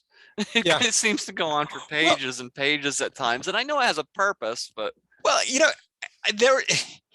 God bless Ed, because he found some weirdo quotes in the Bible, man. That guy, he went and found some weird goddamn quotes in the Bible. And my favorite one that he found was, there are eunuchs who are born that way. There are eunuchs of man's making.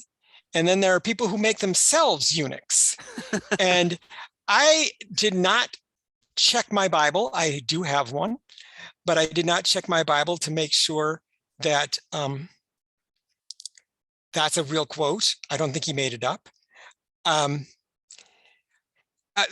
didn't quite get the significance of the gospel according to Mark. Maybe is it just like the double entendre of find some marks, some easy marks out there? There's some talk about Mark. I made nothing of that. I made nothing of that. Yeah. So, but to me, what this novel is like is what this novel put me in mind of is the fact that Ed is feeling his own mortality. He's on the downward spiral. He's definitely spiraling downward at this point in his life. We are getting very near the end. Ed is depressed, but I think Ed is looking for some kind of salvation, some kind of, that's why we have sex salvation. And, the title right away put me in mind, because sex salvation is kind of an awkward sounding title, but salvation and saving are synonyms, and our main character is Grace. So I thought, oh, saving Grace. It was And great that you thought of it. I don't know. In retrospect, I was like, how the hell did I not catch that? Because it makes utter and complete sense. And the last lash, and we know that the last lash is Tomboy literally is lashing. very good with the lash. Yeah. So there's so much to make of all of it. We've neglected to mention a couple things on the verbiage, Joe. Radiant contentment, that's beautiful. That's a great catch. But just generally, him going way over the top with so many adjectives, and he does it all. That's his signature to a large degree. There's something to words for. He uses a lot of colorful words for the male appendage, obviously, throughout his sex novels. Here he uses both dork and dong, which I know this sounds very crazy to say, but I've seen both dork and dong turn up in his work on at least right off the top of my head. I could think of a few instances, and I've seen it numerous times beyond that. So he likes those couple of words a little more than many other writers do. So there's an aggregate of the preacher. We talked about this, Joe, when we talked about the preacher in Watts, right? Yes. Preacher Moses. Preacher Moses, I was reminded of. When Jeremiah talks about the preachers, they make a lot of money. Even the families will send their daughters to the preachers and pay them to break them in sexually. And the preacher character comes up also in Tony Black Empress, Preacher Toy Raoul. This is another construct that Ed is quite fascinated with. So there's so much here. I can't imagine anybody who knows even a little bit of Ed's work imagining that anybody else could have written this. No one else could have. The only way somebody could have done this is to have made a very serious study of Ed's work and tried to, but I don't know if such a thing would have been possible. No one would have done that, would have, collected a bunch of Ed Wood paperbacks and studied his style and studied his way of writing. No, this is 100%. I would testify to it in court. I would sign an affidavit. This is Ed's stuff. I've said that there's bona fide, I said in the last podcast, I believe, there is some bona fide Ed Wood stuff that isn't as woody as this. Right. There are some stories and scripts where, had you not told me, when you go into the Frank Leahy legend, if you go in knowing, oh, this is Ed, that colors your reading of it. You're right. I'm not sure if just on its own, maybe I would have known, because Ed contains multitudes. Ed is, but the showdown, the thing that I just, the Tom Keene U.S. Marshal thing, I'm not sure that I would have been able to peg that as being Ed's if somebody had just shown it to me without the credits, or any of those Johnny Carpenter Westerns. I'm not sure that those would have jumped out of me as Ed's stuff. This, had there been no cover, and Raoul Woody, it's the only thing, only Ed would come up with that. I don't think I've ever seen Woody as a last name. I don't think I've ever known anybody with the last name Woody. And then Raoul, it just smacks of a false name, of a pen name, Raoul Woody. I can kind of understand why they retitled it, right? Saving Grace. Well, that's what I thought. It doesn't make a great title for a sex paperback. I'm glad you said that, because that was the point I wanted to go back to. I think the title was the publisher's. I don't think the title was Ed's. I think Ed's title was Saving Grace. I think they titled it Sex Salvation. And putting the sex above the salvation, sex gets the top billing. I would definitely not say that this is a sexy novel. There's nothing sexy about it, even though there are very, very graphic sex scenes. I can't imagine anybody being too aroused by what they read here. I don't know. I read again. I just read the novelization of Orgy of the Dead, and I don't know. Maybe some of the scenes where the Empress is menacing Shirley. I can imagine somebody finding that erotically charged. I think somebody might find that stimulating. I think it's interesting, right? Because I agree with you. There's nothing here that's really gonna, the guy who picks this up at the sex shop and goes home and starts reading has got to be thinking to himself, what's going on, right? When is it going to get to something that, is what I was looking for, right? Well, he does.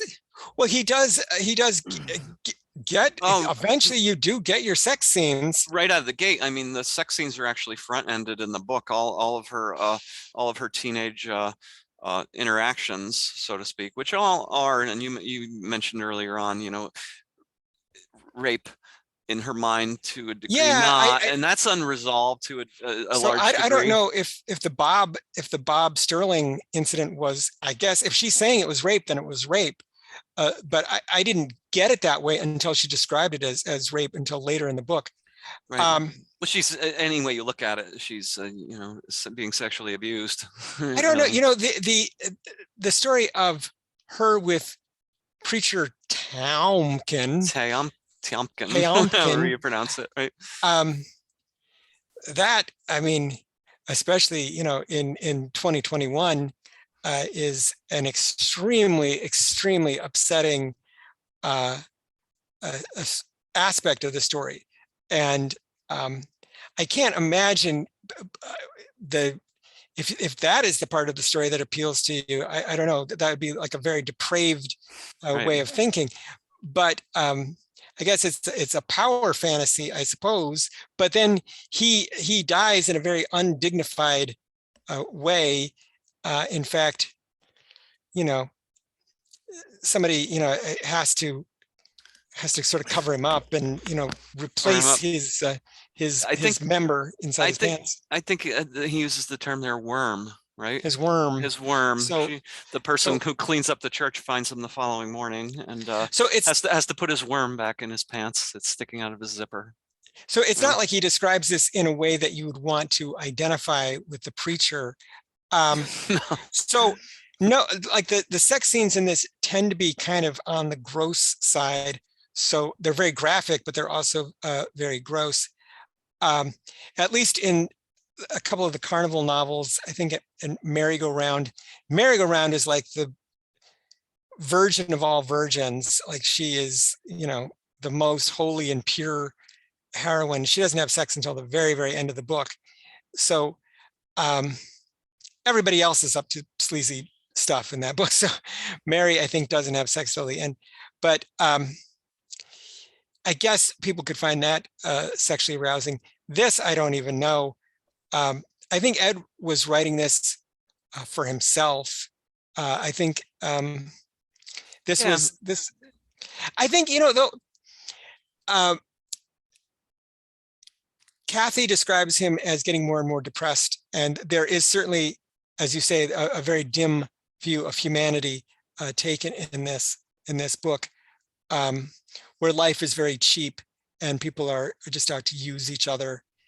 But it maybe at the end is a little bit of hope, or a little bit of optimism. Recall that at the end of Fugitive Girls, one fugitive girl survives. The innocent, and doesn't get arrested or killed. I mean, the rest are all arrested or killed. One is left standing, and it's our innocent girl, the girl who was framed. And so she is saved at the end of that movie. And Grace is saved. Ed's title was Saving Grace, which would make, again, that would be a great movie title, because now, I used to call them blanking somebody movies. There used to be blanking somebody movies that would be a week. It would be a verb in the ing form plus a name, and it was like being John Malkovich or whatever, everything blanking somebody. So Saving Grace would have been a great title. Not a sexy title, but a great title for this material. And it's all about, saving, it's all about saving Grace. It's about saving Grace Abernathy, who is basically, she's Little Red Riding Hood here. And Jeremiah is the big bad wolf, Yep. and so the cops have to come along, and just like the woodman comes along at the end and cuts the old wolf right there in half, and I think that the ending is that doesn't Little Red Riding Hood just come tumbling out still alive from the wolf's belly, I think is how it works. That sounds right. It's been a long time. I believe that's the Mhm. I believe that's the ending, is that she's eaten by the wolf, but then they slice the wolf open, and Little Red Riding Hood comes tumbling out alive. It's worth noting. Jeremiah has blown himself apart trying to get the rattlesnake off of him. That's described very graphically because he Yes. has a gun. So as the rattlesnake's biting him, when his Yes. body is found, he has tried to shoot the rattlesnake. I don't know. So, it seems counterintuitive to shoot yourself to get the rattlesnake off of you. Right? Yeah. Well, but anyway, this becomes a kind of a fairy tale. This is most fairy tales, and then stories derived from fairy tales are usually about young girls wandering away from home or sent away from home for some reason, and then they find themselves in the wilderness and trying to traverse that and coming across dangerous characters. Even in things like The Wizard of Oz and Alice in Wonderland, they both wind up in forests eventually. So it's these young girls who are on the cusp of adulthood.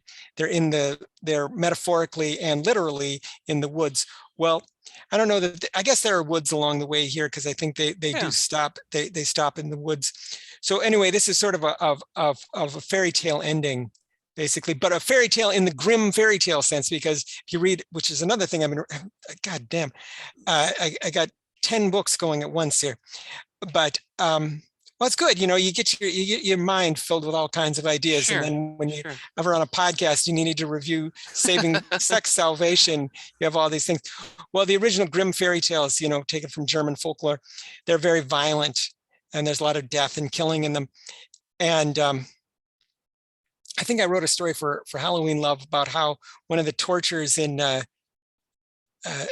Herschel Gordon Lewis movie was a lot like one of the tortures in a Grimm fairy tale, like this particular punishment that I'd never seen before other than a Grimm fairy tale also turns up in a Herschel Gordon Lewis movie.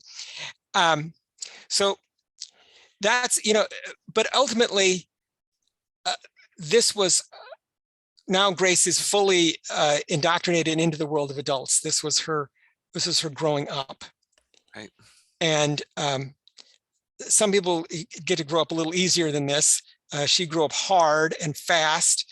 How much time? I was just thinking the same thing. Mere days transpire, right? Days. These are just like a couple of days transpired during the course of this novel. From the time Jeremiah picks her up until he dies, and from the snake bite, it's got to be more than 3 or 4 days, right? 3 or 4 days at the most. Mm-hmm. At the most. And I like that where Grace's mind is after all this is that, the cops are everywhere. Jeremiah's mangled dead body is over here. And she's like, $1,000. $1,000. I gotta take this back, which I don't know. I don't know if they let you do that. I think the money would have to be held for evidence or something. But that's a way of tying a neat bow on the story. And so, as in a lot of fairy tales, she's been taken out of her home, and now she's going to get to go back to her home. And that's what she wanted to do. She kept saying, I want to go home. Just like Dorothy kept saying, I want to go home. I want to go home. She thought, just like Dorothy, Gail thought she wanted adventure. Thought, it's fascinating too, Joe, because there's no indication in her home life. Her parent, to your point earlier, her parents are cool. They're totally cool. Her dad maybe is a little bit overbearing, saying you got to stop being the wallflower, go out and date some boys. They're clearly not a bad guy. They seem like a good family unit. So why does she immediately willing to rob and steal from her family as soon as Jeremiah has sex with her one time? And I think you said it. He has a psychological control over her. in numerous ways, right? He has physically, she gives in to him entirely. The psychological control takes a couple of different shapes. She is, you know, enwrapped by his ability as a prophet, but also his strong arm Yeah. techniques seem to keep everybody in the commune, seem to keep most of the only seem to keep the whole gang in line, with the exception of Of, Tomboy, because he doesn't treat Tomboy that way. Jeremiah no, doesn't treat Tom, Tomboy that way. She's a special she's a character special in his mind. case. Yeah. Um, but I would have to look into the case stories of the Manson girls, Yeah. and find out, what kind of home lives did they have. Some of them seem to come from pretty nice homes. I think so too. I think, yeah. And Dorothy Gale, both in the book and in the movie, her home life, it doesn't seem that bad, but still in the movie, she wants to go off and join up with Professor Marvel and go out on the road, with this traveling psychic. She's willing to do that. Mm-hmm. Maybe it is because for her, for Dorothy, I think it's that she's living in Kansas, which is a lot like Iowa. It's this big nothing. I don't know what the Manson girls' lives were like. I think my guess is that for some of the Manson guys like Tex Watson, I'm gonna guess that Tex Watson's early life was a nightmare. I'm going to guess it was bad. I'm going to guess Tex came from a bad place. I know Charlie came from a bad place. I know Charlie grew up rough. So just like Jeremiah grew up rough. But I think some of those Manson girls came from nice homes. Right. I think they did. So, boy, I'd have to look into that. Patricia Krenwinkel and all those girls. Leslie Van Houten. I'd have to look into what kind of lives they had. But the other story I was really thinking about is a story. I think it's by Joyce Carol Oates. It's called Smooth. It's called Where Are You Going? Where Have You Been? And it was made into a movie called Smooth Talk, starring Laura Dern. Oh yeah, I remember that very well, actually. Yeah. So now that was inspired by a real life guy, this Pied Piper of Tucson. This guy who was a real creep and a murderer, but he was cool with the teenagers in Tucson, and he was leading them. He was killing them, I guess. And in this story, there's this guy Arnold Friend, and he wants this girl to come away with him. Her home life doesn't seem great, but it doesn't seem like she would immediately have to get out. But then does Dorothy immediately have to get out? I mean, does Dorothy have an immediate reason for leaving? I guess in the movie, they invent one. They invent the thing with the dog, that the dog is going to be taken away from her.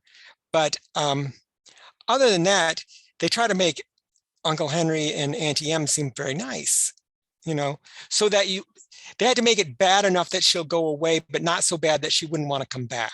That's right. The trick of the movie. In this, it's sort of the same thing. It's maybe boring enough that she might want to go away, but nice enough that she would want to come back. Now, I must hasten to point out, she has multiple Angora sweaters, and Angora sweaters are not cheap. And does she have a fur coat? She does. She's wearing fur at one point. Yep. I think she decides, I can't wear the fur because it's raining. The fur will soak up all that rain. Right. You don't run away from a house where you have a fur coat, Grace. What in the hell are you thinking? She has a TV set in her room, I take it also. She has a TV set in her goddamn room. Right. I didn't have one of those till I was like a teen. I was maybe around her age when I got a TV set, and that was in the 90s. In the 70s, that's a real goddamn luxury, because in the 70s, we had one big TV set. It was a big, heavy piece of wood. In the living room, furniture. It was furniture. You did not move it. Yep. And if you didn't like what was on, well, tough nuggets. You couldn't move it if you wanted to. Those leaded screens weighed a ton. Yeah. Right? They were huge. So the fact that she, in the 1970s, has a TV set in her room at least 3 or more Angora sweaters and a fur coat. And they're gonna get a trailer or a house car. Yeah, they're gonna get and a they're house gonna car. go traveling around. And you know where they're gonna take her? They're gonna take her to Hollywood. They're going to Hollywood To meet. Her mother literally says that Grace will love it. We'll go to Hollywood. Yeah, to meet the stars because they like watching movies every night at home together. You know, the family. And I was like, so it's a very idyllic life that's painted around her. Although she doesn't see it that way. But I guess that's why Ed really emphasizes how cataclysmic the sex was between Jeremiah and Grace, because that's how good the sex was that she's willing to leave a pretty nice life.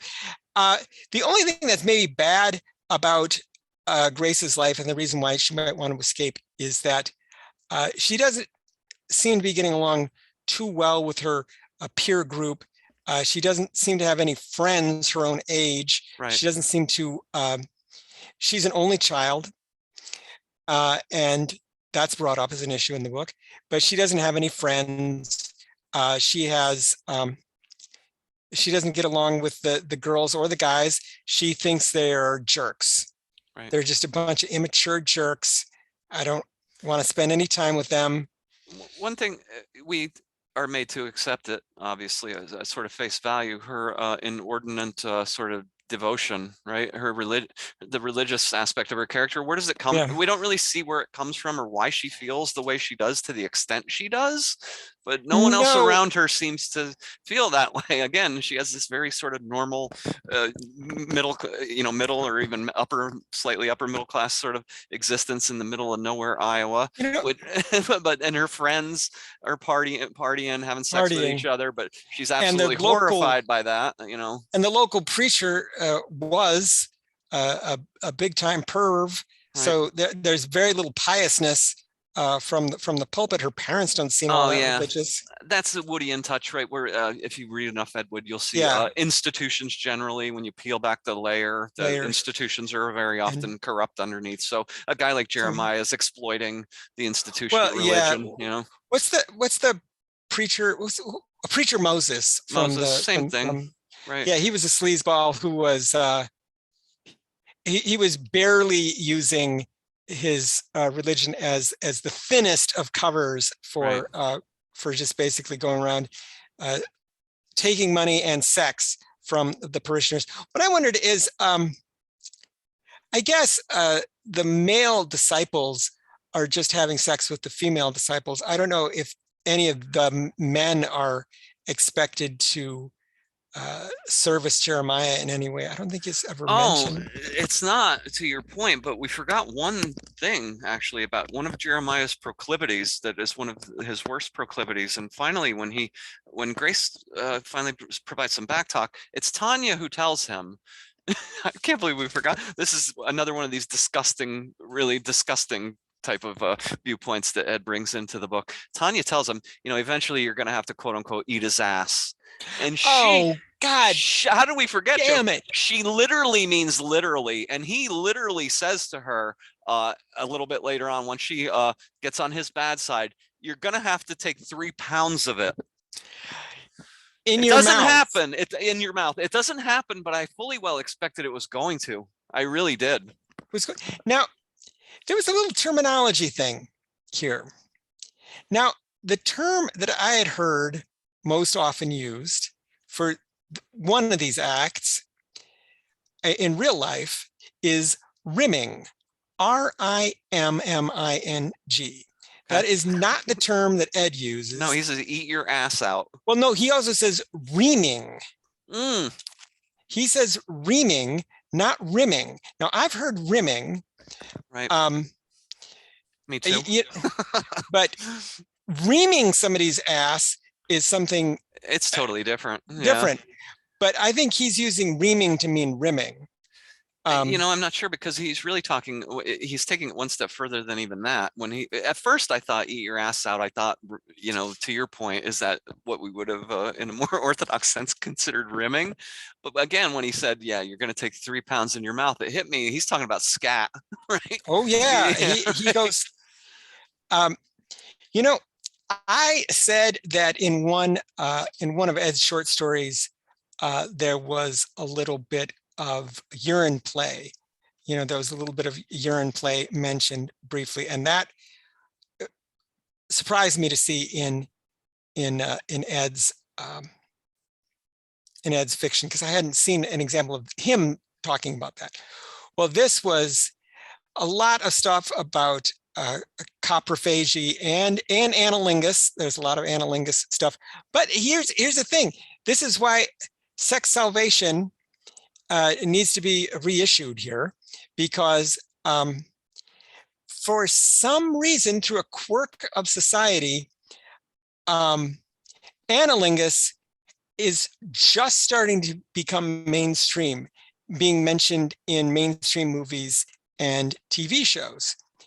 It's starting to get mentioned more and more in, I don't know if they'll do it in primetime sitcoms, but they'll certainly do it in like cable shows. Well, okay, the act was actually shown, not graphically, but depicted on HBO's Girls. And, you know, one girl is getting her ass eaten out by a guy. And that was kind of a watershed moment. That was sort of a dividing point, you know. And now, after that scene, people are starting to mention that, and that particular sex act in more mainstream movies and TVs, where previously you'd probably only see that in porn. So I remember on Family Guy, they did a parody of Sesame Street, where Big Bird and Cookie Monster are reenacting the scene from Girls. And so Big Bird is bent over a sink, and Cookie Monster is eating his ass and going rah, rah, rah, nom, nom, nom, nom, like that. And feathers are flying, and, you know, and this was shown in primetime television on Fox, because it's cartoons and it's puppets. It's one puppet eating the ass of another puppet. That's, you know, twice abstracted. It's a cartoon of a puppet, so you can have it. But fantastic. I don't watch enough of enough current things to have seen that. Well, so I had just noticed that in stand-up comedy and on more mainstream entertainment, you're starting to see references to analingus. So so that's what, you know, Ed was looking forward into the future. So he was saying, like, you know, eventually this is going to be more, well, but Sex Salvation is nowhere near the mainstream. This is nowhere near ready for you could mainstream consult. Especially by this point, 1975, it's generally considered, as the 70s start to kick in, that things get more and more graphic. And it's you mentioned Merry Go Round, which is from I think Little Library Press, right? Which is which was a sort of modeled on Liverpool Library Press, and Liverpool Library Press paperbacks were widely considered some of the very first that really got into much more graphic language right around 1969, 1970. By this point, 1975, he can be insanely transgressive in a way that will offend just about any sensibility, no matter how liberal a sensibility you might possess. You will find something here that will probably offend you. This book is dirty as hell. This is one where even at the porno shops, they're probably keeping this one under the counter. You know, this is when you have to. Who knew, Joe? And it was going to be the book that would widely be considered as being the one that was about, you know, his religious feelings about mortality would turn out to be this, right? Well, I mean, that's the conundrum of this book. That's the contradiction of this book. It's both super filthy and also Ed is most spiritual. It's hard. The most spiritual that he's been since. Well, you know, there's a lot of talk in this book, like, you talk of God, you know, you say God. And I was like, well, that goes right back to Plan 9 from Outer Space. Yeah. And the quote we were talking about earlier, when Kathy does bring up Saving Grace contextually in Nightmare of Ecstasy, she opens that quote by talking about Ed's favorite song was, used to send him into kind of a Amazing, reverie, Amazing Grace. amazing So, grace. so that could have been very much in the background of his head. Probably it was definitely in the background of his head when he thought Grace Abernathy and, Saving Grace. And You because know, ultimately she is saved from the clutches she of is saved. this sort of human devil. Of course, the real devil might be, symbolically present. Maybe the real devil, the snake, got tired of a charlatan like Jeremiah. I don't know. Okay, I guess until this moment, I had never thought about what grace means in religion. Yeah. And I'm looking it up here. In Christian theology, the spontaneous, unmerited gift of divine favor in the salvation of sinners. And that is what happens at the end of this. It is an unearned gift, basically. Just like in Pulp Fiction, when God came down and stopped those motherfucking bullets,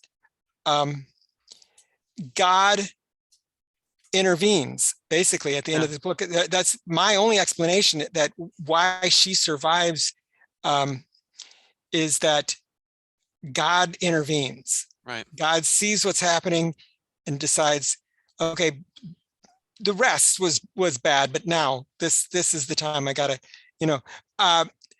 but maybe, God saw something in Grace Abernathy, that at least at the beginning of the book and throughout the entire road trip, Grace's faith does seem genuine. Yeah. She actually thought they were going to go out. I think what she thought was they were going to go out and preach the word in the street, which, look, it's not committing theft and murder, but it's still bad. Oh God. People who go out and I used to work in downtown for years. I worked in downtown Chicago, and it was just a few blocks from my office to the train station. I went in and out of Ogilvy every day. And holy rollers, if you would ever see those preachers, which they were everywhere, because it was like it was a very touristy area. So goddamn, there was freaking, And one thing though that I guess I did like was that you know what Chick tracts are? Do you know Jack Chick tracts? Chick. I love Jack Chick. One of my favorites. So favorites. that was a beautiful thing, is that they would hand out Chick tracts, and I was like, yes, please give me. And I would savor Chick tracts and read them on my way home. I love those, and you can buy apparently you can buy like huge quantities of them for like tiny bits of money. One day I may have to do that, unless hopefully there's maybe a book that they should probably just put. There's not that much of it. They should just put out like one big book that just has all of them. I would buy that. Mm-hmm. But other than that, because they will come up to you and they would ask you questions, and I was like, if Jeremiah and his buddies were doing that out in the street of Sioux City, that to me would be like only a 1 degree better than robbing and murdering the people. That's still not a good thing to do. But Grace does seem sincere in her desire to spread the word. She seems to, I don't know that she knows the Bible as well as Jeremiah knows it. Jeremiah, I think, really knows the Bible. I think.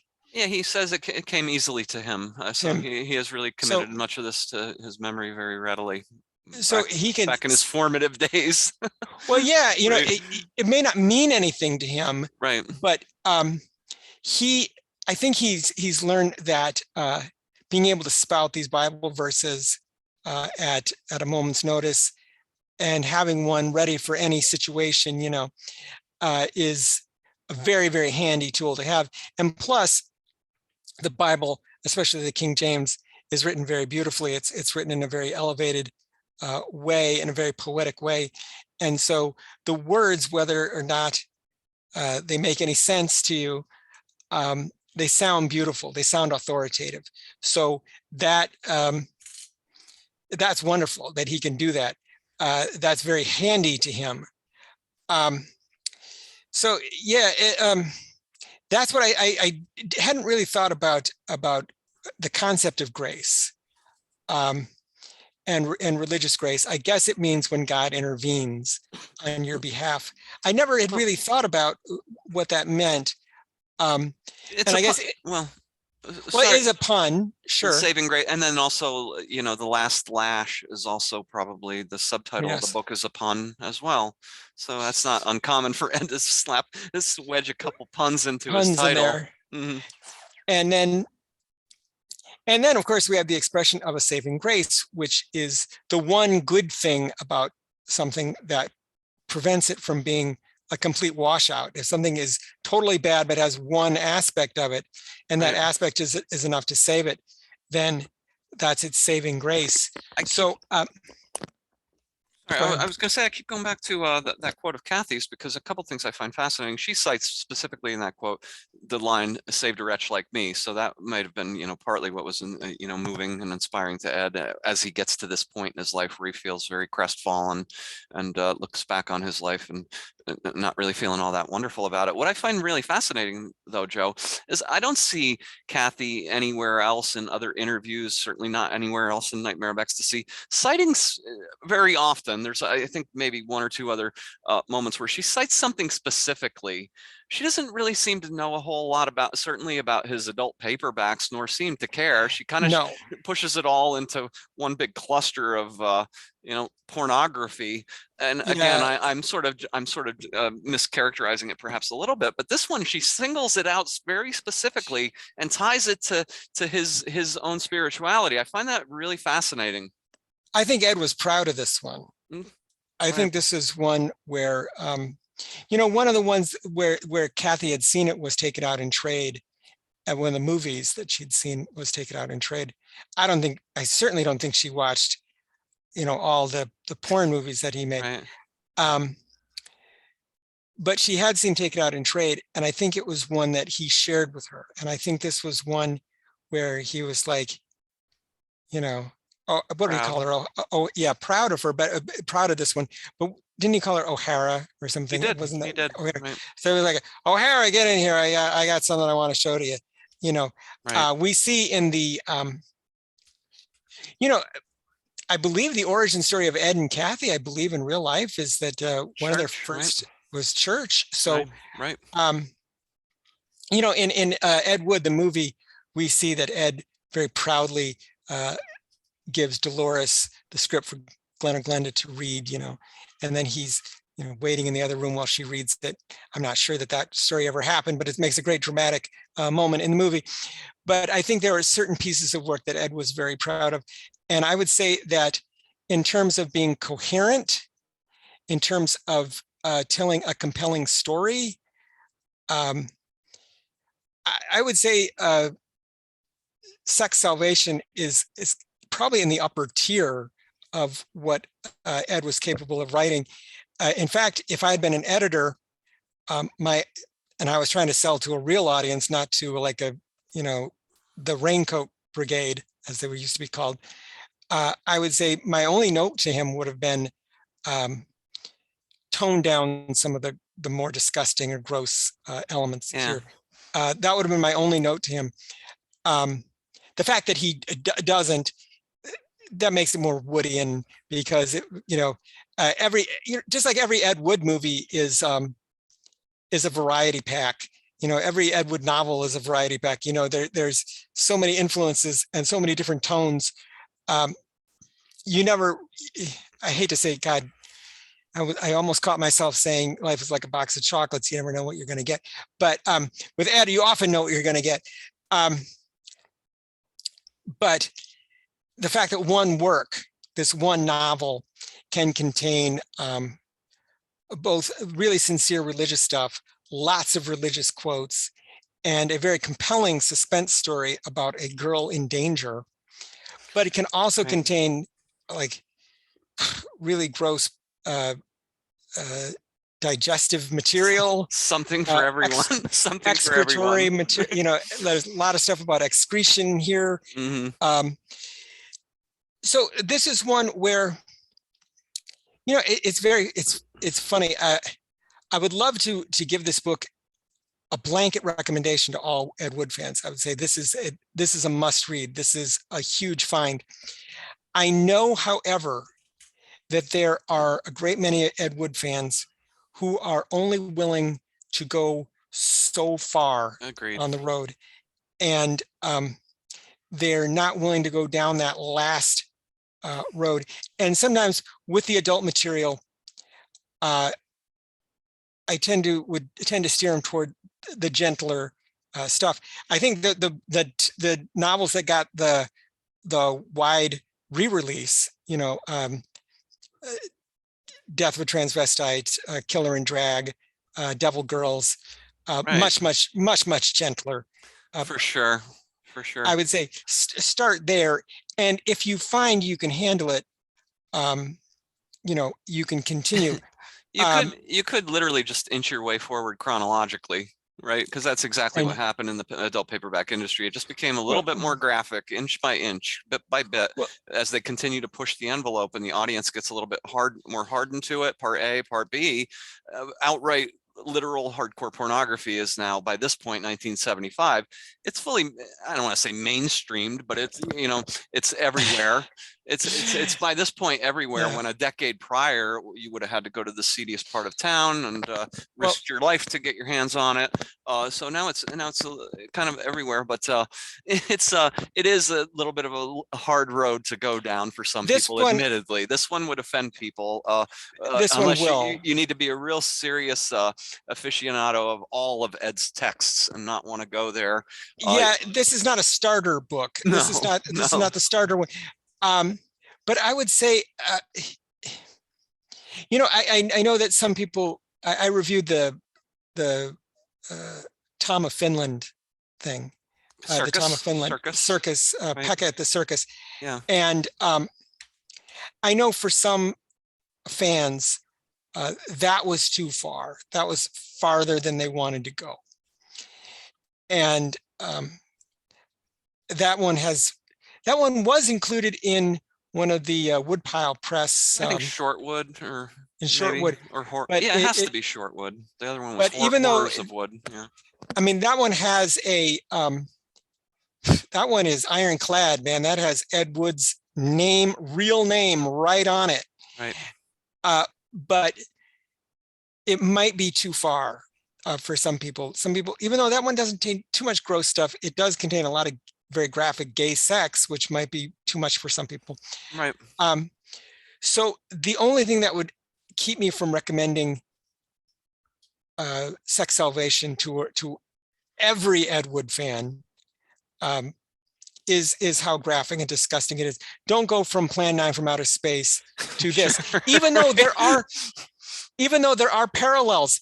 Like I said, like that when, you know, Eros and the posse of Earthlings, you know, are confronting each other at the end of the film aboard the ship, and you talk of God, and there's like, you know, don't you think that we have God too? Don't, you know, do you think it's so odd that we should talk of God? You know, we have a God too. So that you talk of God stuff, that turns up in Sex Salvation as well. So you know, I think it's this. Go ahead. It's the same mind, basically. It really is, and that's what's most fascinating to me about it. I mean, we're going backwards and forwards through this gentleman's creative life over the span of I know, but literally I 30 tie all plus this years. in. I got to tie this all in. It does tie all together quite nicely. I think another thing, I think we're coming to a good point where we could start to wrap this up, Joe. Yeah. Is I find it pretty interesting. This is 1975. We only know of one more credited Ed Wood book beyond that, and that's TV Lust. Now, there's a Swedish House paperback out there, at least one of them, according to his resume. I don't know exactly what it is yet. I think I probably have read it, and I just don't know it yet. But think we're getting very close to the end of actually his textual long form work. He's still writing for the Swedish House film magazines, and at that point, all much of the creativity perhaps has gone out of that. He has to write as this critic or our Right. reviewer. We talked about his review of Sweet Alice, which went on at almost novella length and became very odd and unorthodox in its own way. But generally speaking, this is one of the last fiction full-blown fiction works that we know of that we can pretty much definitively attribute to Ed. Ed Wood's last literary masterpiece. Hey, I'm game. Put that up on the title. Put that up on the cover. Ed Wood's last significant literary masterpiece. Right. I've not yet read. I've not yet read TV Lust. I should, but I've heard bad reports sometimes. Like it's okay. Let's do it soon. Me and you will do it soon. Yeah, we gotta right. We gotta read TV Lust because yes, I had that viewpoint on it a number of years back until I read more of Ed's work, and I'd be curious because I'm sure have read a lot more Ed over time, and you may have come to a different conclusion, because when I read TV Lust fairly recently, I was quite taken by it, to say the least. Oh, good. Well, yeah. Well, that's my situation now. Is I'm up to my eyebrows in Ed Wood. I got lunch breaks where I can read his stuff. So I'm plowing through as many Ed Wood novels as I can. And it helps to read a bunch of his stuff at once, because you start seeing the ideas and the phrases. And, you see pink clouds in one book, and then you see pink clouds, and you see ma'an in one book, and then you see ma'an in another. I'm meaning M-A''A''N. So it helps to tie it together. But yeah, I'm willing to call this Ed Wood's last great literary masterpiece. That's and hopefully Rudy Gray sees this. Hopefully, Rudy, if you're out there. Does Rudy watch this? I sent him a copy. I already sent him a copy. You sent him a copy. I don't want to step on Rudy's toes, but we were talking a little ways back, not too long after I found a copy of this. Well, I told him I haven't unfortunately heard back from him. So Rudy, please shoot me an email or give me a buzz, and we'll talk a little bit about this if you'd like. Again, Rudy's a pretty private person in my estimation, so I don't like to bring that into the. But since you asked, I was just mentioning. He has. I don't know if he's read it yet. I don't know, but I think he will find it certainly intriguing, as will all of the other anybody who is seriously invested in any sort of deep Ed Wood research for any length of time is going to find this absolutely fascinating. Some people, again, might find it quite disgusting and wish that it hadn't turned up. Well, one of our colleagues, who I think has sort of dropped out of Ed Wood writing, was writing about Ed from a religious standpoint. I don't know what happened to that project. Yes. I don't know either. I don't know, but I know who you're referring to. Yeah, that person should definitely read this book. I think because I don't mind naming that name, because I interviewed her at the Ed Wood Wednesdays portion of the Dead to Rights blog for 10 questions with a woodologist. So you can go there and look up an interview with Angel Scott, and she literally mentions in that interview, Joe, her holy grail is saving grace. And she said, she's right on the money. She said that's one of two things based on what I'm thinking. It's either one of his most religious books, or maybe it's a BDSM book about his obsession with Lash LaRue. And it really is in some ways both of those things. Yeah, right. It's both. Right. Mm-hmm. So Angel, if you're still out there, if you're still interested, you got to read this one. For sure. And I guess the only other thing I want to say in closing, a couple things super quick. Do we think there could be other Ed paperbacks out there? I mean, how long will I look? How far will I take this to try to dig these things up? Because this is very validating. I know. For me. I mean, when you find something like this, it makes it worthwhile. Right. Right. Ed wrote for so many publishers under so many names. I don't know when you'll ever. I don't know when you'll find it, but I think there is stuff out there to be found. And I'm going to guess that this novel, like all of his other novels, was one that he probably wrote very, very quickly. I think this was one where I'm sure. this was one where I'm sure it was written in like a couple of days, Yeah. just constant typing. I just picture Ed at the typewriter just banging this one out. Yep. And that's so because of his ability to do that, his ability to just churn out text, that's why I think there's got to be more stuff out there. I agree, and actually, that's a great segue into closing this out. I appreciate you coming on and talking to me about this today, Joe, and I appreciate the fact that you agreed with me upon first glance that this is absolutely slam dunk Ed Wood. I think others among you, so go check it out. Like I said, go to xxbooks.com and grab yourself a scan of it, or go buy a physical copy from a bookseller online if you'd like to pay a little bit more and grab one before they're all off market by all the serious collectors out there. If word does get around and the book is ultimately taken to be a real Ed Wood book, I'd be shocked otherwise. I'd be shocked if people came along and said, no, this is definitely not an Ed Wood book. I don't think we're going to hear that, but No. we'll wait and see. And certainly if you have that viewpoint, drop it in the comment box. We want to hear that. We want to hear it. Absolutely. We'll be back certainly to review more Ed Wood books here at the Ed Wood Podcast Summit for sure. I'll definitely be back to continue doing what we're kind of talking about there, which is trying to dig up more texts by Ed Wood. In fact, I have a short story on my radar, and I think I'm going to have a gentleman who actually disagrees with me that it's Ed Wood join me. Because you and I have very similar viewpoints on all this, Joe. So I had somebody I sent it to say, why do you think this is Ed Wood? I really don't think this is Ed Wood. So hopefully we'll get to that short story fairly soon and see where we're at. And I'll continue my fishing expeditions in the meantime to see if somehow, some way, I was astonished when believe me, Joe, that afternoon, it was a Thursday afternoon when I started to look at it and it jumped out at me. I was like absolutely floored. So the possibilities hopefully all the doors have not closed to other Ed Wood work. And if it's out there, certainly I'll continue to try to find them. I'll continue to try to find them. So thank you again, Joe. Thank you guys for joining us here at the Ed Wood Summit podcast. We'll be back again soon. As always, I hope you found this enjoyable. Hope you found it of some benefit.